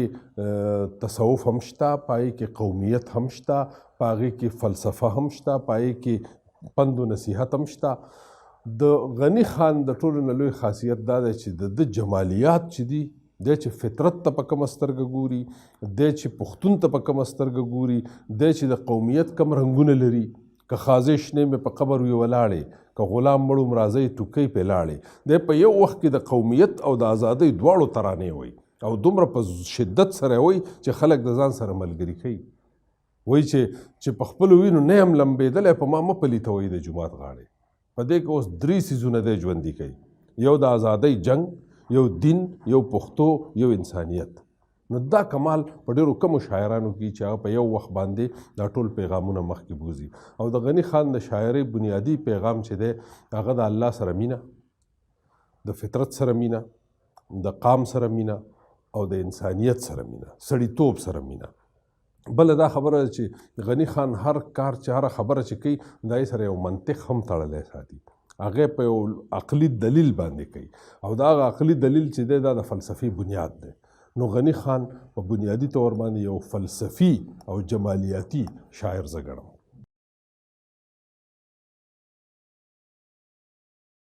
نو زما په خیال 2 واقعې دي او زه په لنډو درته وایم. زمونږ د شاد محمد میږي د دې خلکو به ورته د پښتنو میږي وي، شاعر و شاد محمد میږي. د هغه د زوی واده و، موږ مشاعره وکړه او غني خان صدر و د مشاعرې. نو د هغې ځای نه د سټیج نه خپې را ځوړندې کړې او داسې شاعران ناست وو په قطار. نو سیکرټري ورته وي چې ما نومونه لیکلي او دا ته کښېنه په کرسۍ به کښېنې او دغه هغه ورته وي چې زه صدر نه یم. نو وی چې یې نو هغه وی چې صدر زه یم، زه پکې سیکرټري نه ساتم، دا کار زه په خپله کوم. نو یو ته به وی چې سیماب صاحب ته راپاشه نظم ووایه، بل ته به وی چې پلانیه ته راپاسه نظم ووایه که نه. نو بس هغه بیا څه نه وی. بیا دا د کسانه دور و، ډزې وې بار سو ټولو خلکو ته ډېر منت وکړو. وی چېره دلته پاتې شه او سهار له به ځې، شپه ده. هغه وی چې موږ ځو. زما سره په دغه وخت کې دغه مو اسي صاحب و، یو ملګری بل و را سره. وی دا زما میلمانه دي او موږ ځو چې خپل ګپ ولګوو. په مشاعره کې خو موږ ته څه مشاعره واورېده او دغه دی دا سنجیده غوندې شوي مشاعره بیا به یې اورې او دغه دی دا. نو بیا موږ په دغه کې لاړو هلته. نو چا ورله یو کتاب راوړی نو د ډکی دغه که داسې ویې کته راویې کته نو ما ته یې راکوې سایله دا ستا شو. ما یو دا کیسه وه، یو دا وه چې د اکادمي ادبیات د ده سره دلته پروګرام کوه. نو ده ورته ویلي وو چې یاره دا دغه به چې کوم دی راغواړی دا سایل به راغواړی. نو هغه هغې ورته وي چې خو به راغواړو. وی چې نه داسې بیا نه راغواړی، څوک به پسې لیږی چې راشي خامخا. زه چې رالم دې پي سي هوټل کې چې کوم دی پروګرام و، هغه هله ګوله وه. دا کسان چې کوم دی بس زه ناست وم په خپل ځای. دا ډایرکټر راغی او دا چیرمین راغی د اکیډمۍ او دا پلانې راغی ډنګرې راغی، غني خان هم راغی بره سټیج ته. خو ما یو نظم په غني خان لیکلی و. نو هغه ما داسې په کتابونو کې د کتاب دا دغه چې واړی دا ټایټل نو په دې کې یو سپینه څپه وي. نو په 2-3 کتابونو کې مې لیکلی و. نو کتابونه مې ایښي وو، زما دغه قاعده ده چې دا راته یاد دي. نو هغه چې هغه سړی په ما پسې راغی هلته، نو بیا هغه کتابونه مې ولټول، ښه هغه نظم مې را پیدا کړی، مې ځان سره وړی چې زه به پکې دا نظم ووایم. نو هغه خو ما ته نه چا غږ وکړو نه اواز وکړو نه غني خان. بیا که نه غني خان هم په دې کې کار نه لري، خو په زړه کې دا و چې څه دی به نه راغلی. نو بیا غني خان چې پروګرام ختم شنو هغې بس دغه ته ویوړو، هلته یې کمره ورله کړې وه. نو هلته دغه شنو خلک ورته وی غني خان دې کمره کې دی. موږ هم ورالو چې زه یې ولیدم، وی چې هلکه ته راغلی وې؟ ما وی وی چې تا غږ نه کوو. نو ما ورته وی چې لکه ما به خپل اشتهار کو چې زه راغلی یم، هغې غږونه که. نو ما ته وی چې تا څه لیکلي وو؟ ما ورته وی چې ما نظم لیکلی. وی چې ما ته یې واوروه. ما وی نه دلته خو یې درته نه واورم. نو ما ته خدای شته چې ووایي چې زه مړه شم بیا به یې راته واورې. زه ډېر زیات خفه شوم خو بیا مې ورته وانه ورم. ما وی چېرې زه د نظم دومره بېعزتي نه کوم. بیا په 400 کې دغه واده و، مونږ هغې له رالو. خو زمونږ دغه ملګرو او مونږ یو خبره وکړه، دغه نظم ما چاپ کړی په دغه رساله کې، دا لیکوال رساله کې. نو دا لیکوال رساله ما راغستې وه او دوی ته مې ویلي و چې هلکه غني خان له به ورځو، بیمار دی، تپوس له به یې ورځو. هغې وی دا خو به ډېر ښه وشي. چې مونږ ورته دغه وکړه، ورالو نو بس په دستی کې سړی راولېږه، چیټه مو راولېږو. نو وی چې راځئ هله. مونږ چې ورالو ورسره کېناستو، په دې کې داسې یو دغه و، دا ور دی او دا ور دی او دا کمره ده د هغه، نو بس دلته د کټ دی داسې. نو یو سړی دی هغه په دې ور راووتو، داسې ته بیا د هغه ځای نه راغی، داسې لاړو، بیا داسې لاړ. نو دې ورته وایي چې یا لکه څه دي د سره په دې ترخ کې د سره څه دي؟ هغه وایي چې ټیپ دی را سره. وی سړیه ټیپ د ځان سره ګرځې، هغه به یا وایي یا به یې نه وایي. یاره والله زه بیا ما ورته وی چې هغه نظم مې راوړی دی، ویم یې درته، نن یې درته خامخا ویم، خو هلته مې درته نه وي. نظم مې جي ورته ووی. ما ورته وی چې یاره په دې نظم کې ما داسې یو چل کړی دی چې خپل میم پکې بلا صفت کړی، هغه روان کړی ما داسې و چې ته د پښتنو غني یې، زه د پښتنو ساحل. دواړه په دې لارو کوڅو ډېر ډېر ګرځېدلي یو، که نه؟ داسې یو شی و. نو هغه په هر شعر کې ته غني داسې او زه ساحل داسې و، که نه؟ نو ما ورته وی چې په دې بهانه پکې ما هم خپل ډېر صفت کړی. نو هغې ته سترګې پټې کړې وې، ډېر ښه یې واورېدو. په آخره کې چې ختم شو نو ما ته یې وی زما دې پکې ډېر صفت کړی، که نه؟ نو دا واقع زما نه نه هېرېږي. او رښتیا خبره دا ده چې که دا ما نه وې اورولې نو بیا به راته ډېر افسوس و، که نه؟ نو هغه داسې یو سړی و ما سره. او زما په خیال چې د هغه 2-3 انټرویو اوس هم زما سره شته، چې چا ته هم تپوس کړی چې ستا په خیال په راتلونکي کې لکه څوک دی ستا په خیال شاعر، نو زما نوم یې اخیستی دی. هغه لکه باقاعده دغه کړې ده، خبره یې کړې ده، زما نوم یې اخیستی. نو ما ته به دا ډېر زیات افسوس وکړ، لکه ما داسې نه وې کړې. نو هغه نظم ما یو ځل په افغانستان کې په د سیمینار و، هلته مې وړی و، هلته مې وویې. یو ځل په مردان کې یو سیمینار و د ده په نوم باندې، هغې کې مې ویلی دی. بس دا یو ځل مې هغه ته ویلی، یو ځل په افغانستان کې، یو ځل په مردان کې. چېرته مې هم نه دی بیا ویلی. او راته اوس هم پته نشته چې دا په کوم کتاب کې دی. په کتاب کې چاپ دی جي.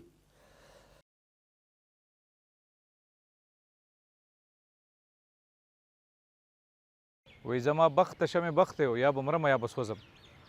یا به ویخله د دریاب زم، یا به پاس په چپو خوځم. عجب زه عجبه لاره عجیبه کاروان روان دی، او ما رستي پړاوله بیایي که زه ځم او که نه ځم. ټولو نه ښایسته خبره خو همدغه ده د بابا په کلام کې. تاسو ما نه پوښتنه وکړه د سندرغاړي په حیث یا ما چې لوست کړی دی بابا په حواله، نو ما څنګه کنسیو کړی دی. ټول نه غټه خوبي د بابا د کلام دا چې هغه په هر دور کې د هر طبقې والا او د هر مزاج والا کس د هغه کتاب لولي، د هغه کلام لولي، نو هغه ته خپله تجزیه او خپل یو خاص سکیچ ته ډرا کوي. دکه ډیپت دی هغه د فلسفي. مزیداره خبره پکې دا ده که تاسو بالکل بیا شډل بډل اړخ ته ځئ. بل ما پروګرام کې زه اکثره مارننګ شو کې که تاسو یو کیرډ او یخنۍ اغوستی و، د ساړه نه رپېدو او ګډېدو، هم ساړه هم د ده ګېډه وته شه، نه غم و نه ورکه نه وربشه ورغلو د یو میږي د کور په لاره وي میږي خیر روړه د خدای دپاره وږې تږی یم غریب یم نهر یم هر یو کور کور کوڅه په کوڅه سر یم د نهرو مړولو ډېر ثواب دی د سوالګري د شړلو ډېر عذاب دی. نو میږي وایي چې په خیر هغې اشنا اوسه چې وایي دغه ټول وایي رښتیا او تا به وړي څه کول چې ته اوس جاړې هم جامه هم روټۍ له هر چا غواړي. کیرډي وي او موسم ډېر خوشګوار او ښه هوا و ښه ګلونه ښه بهار و هم بېغمه عیش عشرت په مې کولو رقت سود آرام راحت په مې کولو. نو میږي ورته په سختۍ وایي چې ورک شه لکه څنګه چې سپک نو داسې سپک شه، زه چې څه کار دې کوو هغه کوه وږې تږې ټوله شپه شپېلي وهه. اوس دا دې کې خو فلسفه نشته دی که نه، څومره شډل بډل ساده سوده او مغه د کیرډي د ژوند په حواله او د میږي د ژوند په حواله چې میږي کار کوي شپه ورځ لګیایي ځان ته سټاک جمع کوي کرډی چې کوم دی هغه د مونږ د موسم نه خوند اخلي شپې شپیلي وي نو بیا سی بیا د نهارې مري په وړه خبره کې دومره ډیپت د راتلونکي نسل دپاره لاره ښودل دا خو ډېر کمتېره د موږ په برخه رسېدلي دي او چې کوم رسېدلي دي نو د بده مرغه په هغې باندې هغه دور سره قدغنې لګېدلي دي چې پښتنو ته خپله لاره خپل منزل را څرګند نه شي به هر حال زه د یو هنرمند په حیث باندې زه دې کې بالکل څه ایگزیجریشن نه کوم تاسو یقین وکئ په 1999 کې فرست ټایم باندې ما ته د بابا کتاب یا د لوست موقع میلاو شوه اینه مخکې زه د ادب سره دومره نه معرفي نه مې داسې خاص لوست کولی شو نه پې پوهېدم هغه ټایم کې زه تری منګل کې وم د ما د مشر ورور کار او زه ای سره چوټیانو باندې هلته تللی وم یقین وکئ عاطف جان چې ما په 3 میاشتو کې 3 ځله ما په خیال دا کتاب لوستی او په هر ځل باندې ما ته بدل خوند راکوله دکه د بابا د پویټري کمال دی تاسو کو اوس د مویس په رنګ کې د بابا ټکي اوري نو هغه یو بدل فانټسي کریټ کوي لګیا دی اکه تاسو د فیاض خوشګي په आवाज کې اوري نو هغه بدل طرف ته تاسو بوزي اکه د ټکر سے په आवाज کې انداز کې اوري نو هغه تاسو بدل اړخ ته بوزي دکه بیسیک سیز دی په دې باندې به کار کیږي او چې هر څومره کار پې کیږي اپې نوی ښکاري حالانکه بابا د ازل تر ابده پورې مکمل فلسفه بیانوي هغه په کم کم رنګ کې بیانوي کم انداز کې د ټکو انتخاب دی هغه خپل دی هغه چونکې خان و د هغه یو ځانګړی انداز و د ځانګړی رنګ یو لہٰذا په هغې باندې ډېر ناپوهان چې کوم دي ناپوهه چې په پوهېږي نه هغوی په ډېر ځایونو کې څه ګوتې پورته کړي دي خو په هر حال که هغې ته تاسو مثبت رنګ ورکول غواړئ نو ټوټل مثبت شاعري ده هغې کې تصوف شته دی هغې کې فلسفه شته دی او ټولو نه غوره خبره پکې دا ده چې د پښتنو دپاره پکې د یووالي او د منزل بالکل ښکاره منزل یې ورته په ګوته کړی دی ما خپله ډېر خواهش دی ډېر څیزونه مې داسې په ذهن کې شته ډېر کلامونه چې طرزونه مو ورته هم جوړ کړي دي ګو چې بابا کلام کې چا څه پرېښودي نه دي هر یو کلام ویلی شوی خو ما خپله خواهش ته چې ډېر داسې کلامونه شته هغه مخکې ویلی شوي خو چې زه دوباره په خپل رنګ کې وویلی شم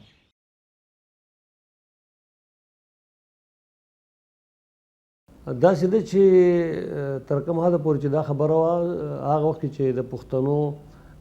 ذهني استعداد کم و نو یقینا داسې خبرې به د غني بابا باره کې شوي او دا خبره عاطف خان اوس هم داسې ده لکه یو غزل ما لیکلی و په هغې کې یو شعر و چې مونږ د الله نه محبت غوښتلی مونږ د الله نه محبت غوښتلی ناپوهه خلک ته ایمان غواړي یقین وکړئ خلکو ما ته هم ډېر زیات ټلیفون دا ته څه ګډې وډې وی نو ما ورته ویل که فرض کړه لږ سوچ وکړئ چې مونږ ته د الله تعالی د محبت ضرورت دی چې الله تعالی مونږ سره مینه وکړي نو ایمان په خپله دی ځکه زما نوم لایقزاده دی نو زه خامخا زه مسلمان یم ایمان لرم بې ایمانه نه یم عاطف خان داسې ده چې کله شعور راشي کله پوهه راشي نو خلک د لفظونو په معنو پوه شي په څه وخت کې چې کله د غني بابا شاعري خلکو په شروع کې لوسته او دا د ولی خان د خولې وینا ده چې کله موږ دا شاعري راغونډوله دې موږ کاتب کوو د دې لپاره موږ یو مولا چې هغه موږ راوستی چې ته دا ولیکه نو چې کله به هغې یو قطعه ولیکله یا به یو شعر ولیکو نو بیا به په مانځه ودرېدو چې خدای پاکه دا ما نه دي ویلي دا ګورې غني بابا ویلي ما نه دي ویلي نو داسې خبره ده چې په یو داسې کور کې یو سړی پیدا شي چې د هغه پلار پیدل حج کړی هغه دومره مذهب ته نږدې سړی پاتې شوی نو د هغه په کور کې دا سړی نشي پیدا کېدی د دې خبرې مطلب موږ یو طرف ته شو چې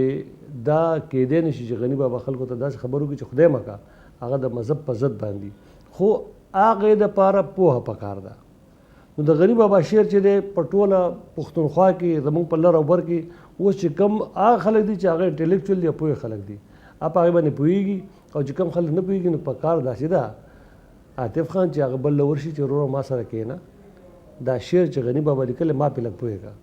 نو که فرق هغې پې پوهېږي نو دا کیدی شي چې کم سړی د غني بابا څومره مخالف دومره ورسره مینه وکړي خو ضرورت د دې خبرې دی چې هغه یو پوهې کس له ورشي چې د لفظونو معنی ځکه چې شاعر چې کوم لیکل کوي نو شاعر په خپله باندې هغه ما تاسو ته خبر وکړه که نه چې کله یو شاعر باندې الهام کېږي نو هغه د دې نه خبر خو چې کله هغه د الهام د کیفیت نه تېر شي نو په خپله باندې هم سوچ کوي دا ما څه لیکلي دي چې خپل غزل د چا نه واورم حمزه وایم چې چا سې وینا کړې ده نو دا خو خبره په خپل ځای ده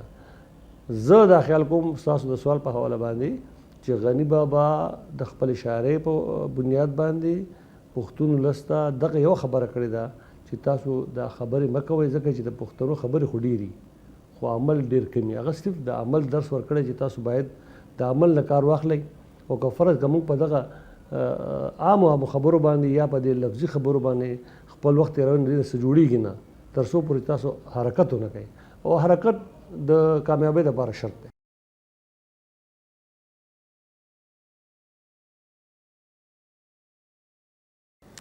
داسې دی چې غني خان سره ډېر ملاقاتونه شوي دي. موږ په ورځو کې سټوډنټان وو چې موږ به ولتلو او ډېر عجیبه غوندې بنیادم و، ډېر خوږ. زه چې به کله هم لاړم نو ده به کتاب کتو او میګنیفاینګ ګلاس به ورسره و، په هغې باندې به عموما د انګریزۍ کتاب کتو. زه چې کله به هم ورغلم د هغې نه علاوه بل خاصیت یې دا و چې میلمه ته به ډېر خوشحالېدو چې کله به لاړې او اجازت به میلاو شو چې بابا په طبیعت کې راځه، بیا به تر هغه وخته پورې ته ناست وې چې څو پورې به هغه نه وویلې چې ځه. یو دا خاصیت و. میلمه دوست هم و، ډېر په مینه مینه باندې چې ډوډۍ خوراکونه هر څه به ډېر په مینه مینه میلمنو ته ورکول. بله دا ده چې موږ به ترې تپوسونه کول، وخت په وخت به ترې مختلف تپوسونه کول. نو ده به داسې ډېر وخت سترګې پټې کړې وې او خبرې به یې کولې په پټو سترګو. او بیا چې به یې سترګې وغړولې نو دومره ښایسته سترګې وې لکه د باز په شان سترګې. نو بنیادم به ورته سم کتی هم نه شو، دومره ښکلې سترګې وې. او هغه سترګې به د کله کله به یې د هغې دیدار درکو، هر وخت نه به سترګې به یې پټې وې. او موږ به ورسره هلکانو داسې ور سوالونه به هم ترې هم کول. نو هغه به دا ټولو جوابونه راکول او ډېر په خوند به یې راکول او ډېرې تاریخي واقعې به یې راته بیانولې. ما ته یې ورځ تپوس وکړو چې بابا لیکلي دي چا چې د پښتو وړومبۍ سټیج ډرامه چې ده درې یتیمان، چې دا عبدالاکبر خان اکبر لیکلې وه او په هغې کې غني خان او ولي خان او عبدالکریم مظلوم د درې یتیمانو کردارونه ادا کړي. نو غني خان وی چې او دا ډرامې دا بنیادي خیال هم وی زما و، خو عبدالاکبر خان اکبر صاحب مشر و نو هغه بیا هغه ډرامه کړه او مخکې بوتلو خیال. بل یې دا وویل چې زمونږ چې کله په ډرامه کې مونږ اکټینګ کوو په وخت کې نو وایي چې ولی خان ډېره کامیابه اداکاري کړې وه، ډېره کامیابه اداکاري، خو په ټوکې موقع هم کولې. ما ورته وویل چې په دې کې لیکلی شوي چې ولی خان دومره ښه اداکاري کړې وه چې یو سړي ورله 3 روپۍ انعام هم ورکړی او مخې ورله داسې وټپو چې بچی خیر دی مه خفه کېږه، خیر دی مه خفه کېږه که پلار دی نشته، ځکه د یتیم کردار یې ادا کړی و. نو وایي چې دغه واقعه بالکل رښتیا ده او واقعي ډېر ښه اداکاري کړې. یو بله واقعه پکې بیان کړه چې د درې یتیمان ډرامې په دوران کې غالبا 3 یتیمان یا بله ډرامه وه، خو د یو ډرامې په دوران کې هم غالبا دا وه 3 یتیمان وه. وایي چې د هغې په دوران کې یو سړی چې دی په آډینس کې ناست دی، ډرامه په سټیج روانه ده، نو یو سړی ظلم کوي، د یتیم سره ظلم کوي. نو هغه سړی د آډینس نه راپاڅېدو، ټوپک یې راواغستو او سړي ته یې ونیو چې پرېږده د دې دله سره داسې کومه او دی ولې په دې یتیم ظلم کوي. نو خلکو ورته وایي دا ډرامه ده. وایي چې ډرامه مرامه پکې نه پېژنم، دا سړی ظلم کوي، په ماشوم باندې ظلم کوي. نو وایي چې داسې واقعه پکې هم په وړومبو ډرامو کې شوې ده. نو غني خان زموږ سره د تاریخ یوه خزانه وه. موږ به چې تاسې تپوسونه کول هغه ټول تاریخونه یې راته ویلي دي. د باچا خان نه به ډېر ګیلمن و، وی به چې ما سره ډېر ظلم کړی دی، اول یې رانه مولا جوړو،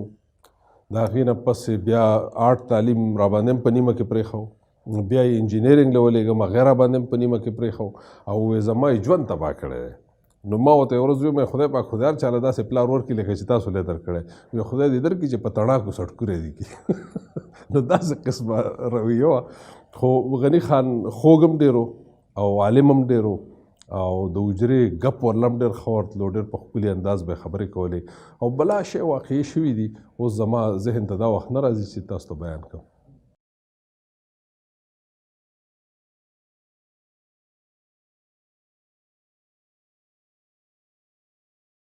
داسې ده چې که مونږ په دې ټوله دنیا نظر واچو نو په هغې کې چین، جاپان، جرمني، فرانس، ایران، ټول یورپ، امریکا، دې ټولو وطنونو که ترقي کړې ده نو په خپله ژبه کې کړې ده. د هغې په خپله ژبه کې تعلیم دی ځکه ترقي کړې ده. تاسو له به 20 ژبې درځي، خو چې کله خوب وینئ نو په خپله ژبه کې به وینئ. دا خپله ژبه چې دا په شعور او لاشعور کې دننه پرته وي، دا په هر ډول د بني آدم سره ټول عمر تړلې ځي. نو چې کومه ژبه د خپله ژبه ده نو که ته ډېر اعلی تعلیم یافته او خپله ژبه په ویلو لیکلو لوستلو نه درځي نو دې مطلب دا چې ته جاهل یې. نو اول خو کار دا دی چې خپله ژبه، خپل ثقافت، خپل تهذیب، خپل تمدن، خپل تاریخ یاد ساتل پکار دي. چې کومو خلکو له خپل تاریخ نه ورځي، لکه څوک چې چېرته لاړ شي تپوس ترې څوک وکړي ته څوک یې زه فلانی یم، د چا زوی فلاني زوی یم، کوم ځای داسې تپوس کوي خلک کنه. نو دغسې تاریخ هم دغسې څیز دی چې چاته خپل اته پته نه معلومه، نو د هغه هېڅ پته نه لګي چې څوک دی. نو د دغې وجې نه هر چا له خپل تاریخ یاد ساتل پکار دي. خپلو مشرانو چې کومې کارنامې کړي دي، که مشرانو چې کوم کار کړی دی د هغې ستاینه، د هغې مخ په وړاندې بوتلل او نورو نسلونو ته منتقل کول ضروري دي. کومه ژبه چې د مارکیټ، د میډیا او د نصاب ژبه نه وي، تر هغه وخته پورې هغه ژبه ترقي نه کوي. راځئ چې د خپلې ژبې دپاره په دې درې واړو مدونو کې کار وکړو او د هر چا ذمواري جوړیږي. که نه وي نو زموږ د نوي نسل د ډېرو خلکو شکلونه بدل شوي دي، لباسونه بدل شوي دي، نو بیا به آخر کې ژبه هم بدله شي، تهذیب به هم بدل شي. بیا هغه ځان ته په هېڅ حال کې پښتون نه شي ویلی. که ځان ته پښتون ویل غواړي نو پښتو ټینګه که پښتونه چې هم ژبه ده هم توره، ته هم دې پښتون کړی، ته هم دا کړه مشهوره. راځئ چې ټول دا لوز وکړو چې پښتو به وایو، پښتو به لولو، پښتو به لیکو او پښتو به کوو.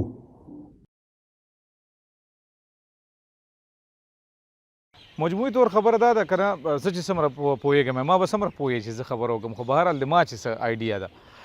هسې هم په دنیا کې، په نړۍ کې د نټ په وجه باندې، د سوشل میډیا په وجه باندې پخوا به چې په ډېرو څیزونو باندې پابندیانې وي، نه وي کول به هغې ته رسد نو، هغه قدغنې، هغه بندیزونه ورځ تر ورځه ختمیږي. په یو کمره کې په خپل بیډ کې پروت یو هلک چې دی نو هغه په خپل یو سیلفون کې چې لګیا نو د دنیا هره فلسفه ټچ کولی شي، هر څه کتی شي. دا سلسله داسې اړخ ته روانه ده چې تاسو خو راتلونکي 15-20 کاله یاد کړه. زه دا ګڼم چې په راتلونکي 2-3 کاله کې به دومره لوی بدلون راشي. د غني خان بابا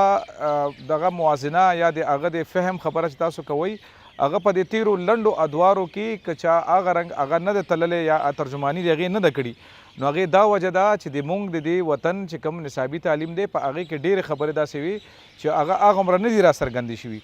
بیا د موږ معاشرتي نظام هم دومره تتر بتر شو، درهم برهم شو چې موږ نه خپل کلتور ورک شو. حجره سیستم په دې دوران کې ختم شو، په هغې کې د مشرانو کشرانو سره ناستې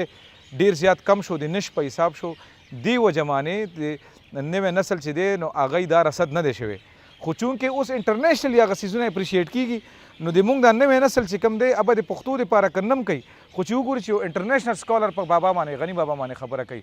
نو ابه د فیشن دپاره په بابا باندې کار کوي. هغه فیشن دوران کې به هغه نه متاثره کېږي، انسپایر کېږي به، او هغه وخت پخوا چې بابا څه کنسیو کړی دی یا کوم څیز یې لیکلی دی،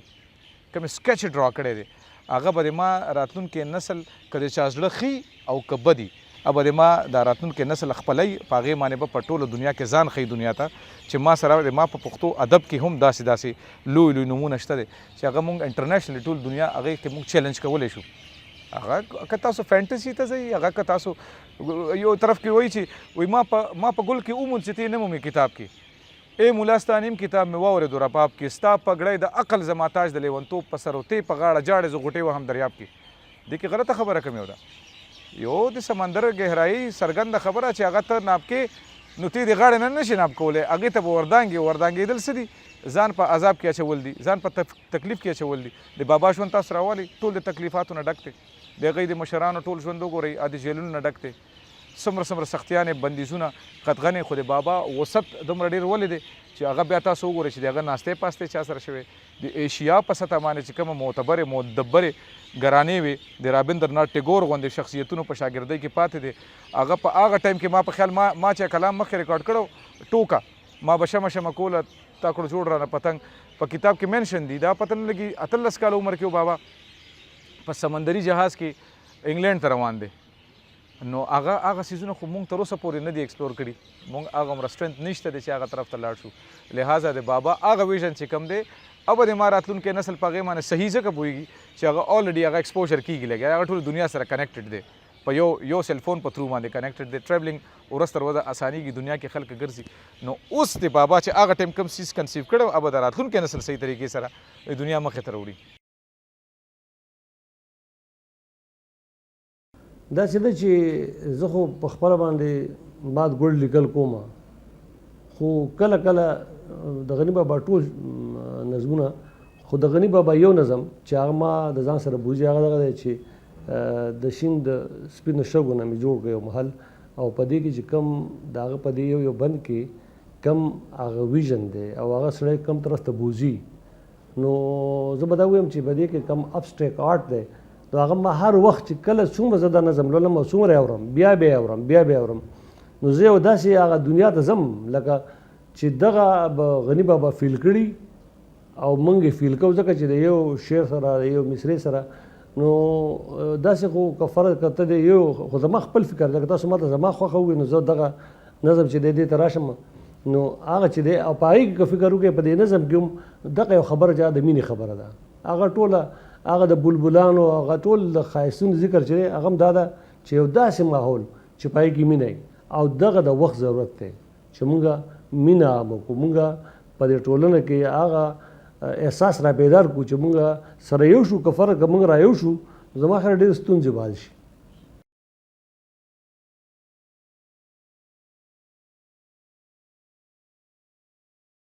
اول خو به زه دا خبره سپینه کړم چې کمې نامې تاسو واخیستې نو مونږ دا سوچ هم نشو کولی ځکه چې د غني بابا ډکشن بیخي بدل دی هغه نه د سایل ډکشن دی هغه نه د لایقزاده ډکشن دی نه هغه د عباسین یا د بل او که فرق چای پیخي کړي نو زه نشم ویلی د غني بابا سوچ او فکر بیخي بدل دی مونږ به دا ووایو چې کم هغه شاعري څه ته ویلی شي چې کومه شاعري د ژوند دپاره د پوهې دپاره مونږ به په هغه کیټګري کې راولو چې د رومانیت سره سره خلکو ته یو پیغام ورکول یو درس ورکول زه به خپلو هغه مینهوالو ته هغه زلمو ته کم چې دا وخت زما د خبرې اوري زه به دغه عرض کوم دغه خواست به کوم پیغام خو ډېر لوی خلک ورکوي زه ډېر غریب سړی یم عاجز سړی یم زه پیغام نشم ورکولی خو دغه به یو عرض ولرم خپلو ټولو مینهوالو ته ټولو کتونکو ته چې موږ پښتانه چې یو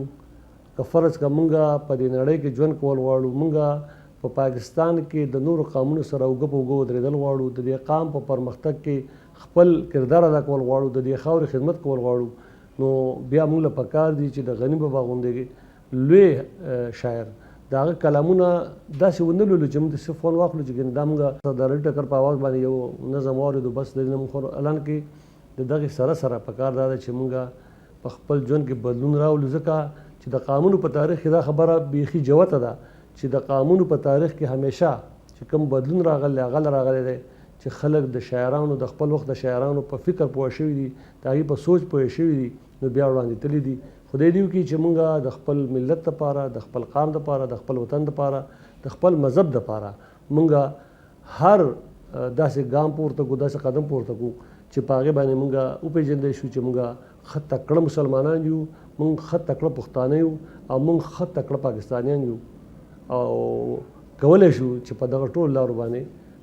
ښه په نه راباندې یون وکړو زه یو ځل بیا ستاسو مننه کوم چې ما ته مو په دومره لوی شخصیت باندې خبرو کول موقع راکړه د هغه نه هماغه سم زموږ د وړو خلکو دپاره ډېره ګرانه ده خو بهرحال چې د پښتو ادب هغه ادنا غوندې شاګردان یو نو څه کولی شو چې خپل هغه احساسات ستاسو سره شریک کړو زه ډېر زیات مشکور یم یو ځل بیا او که فرق که زمونږ دغه خبرو نه ستاسو چې کومې هلې ځلې دي ستاسو کومې هڅې دي د دې نه که فرق که زمونږ زلمي کل ته یو خبره مو ورسي نو موږ به دا وګڼو چې موږ ډېره لویه کامیابي حاصله کړې ده ځکه چې دا زمونږ شریک یو اجتماعي کوشش ده دا یو ټیم ورک لکه فرق که تاسو راغلي زه خبرې کوم یا ستاسو ټیکنیکل سټاف دی دا ټول چې شریک سره راغونډ شي که نه نو بیا د قایمي خدمت کېدی شي خدای دې وکړي چې موږ په اجتماعي توګه خپل د قام دپاره د خپل ملک دپاره د خپل دین دپاره په شریکه کار وکړو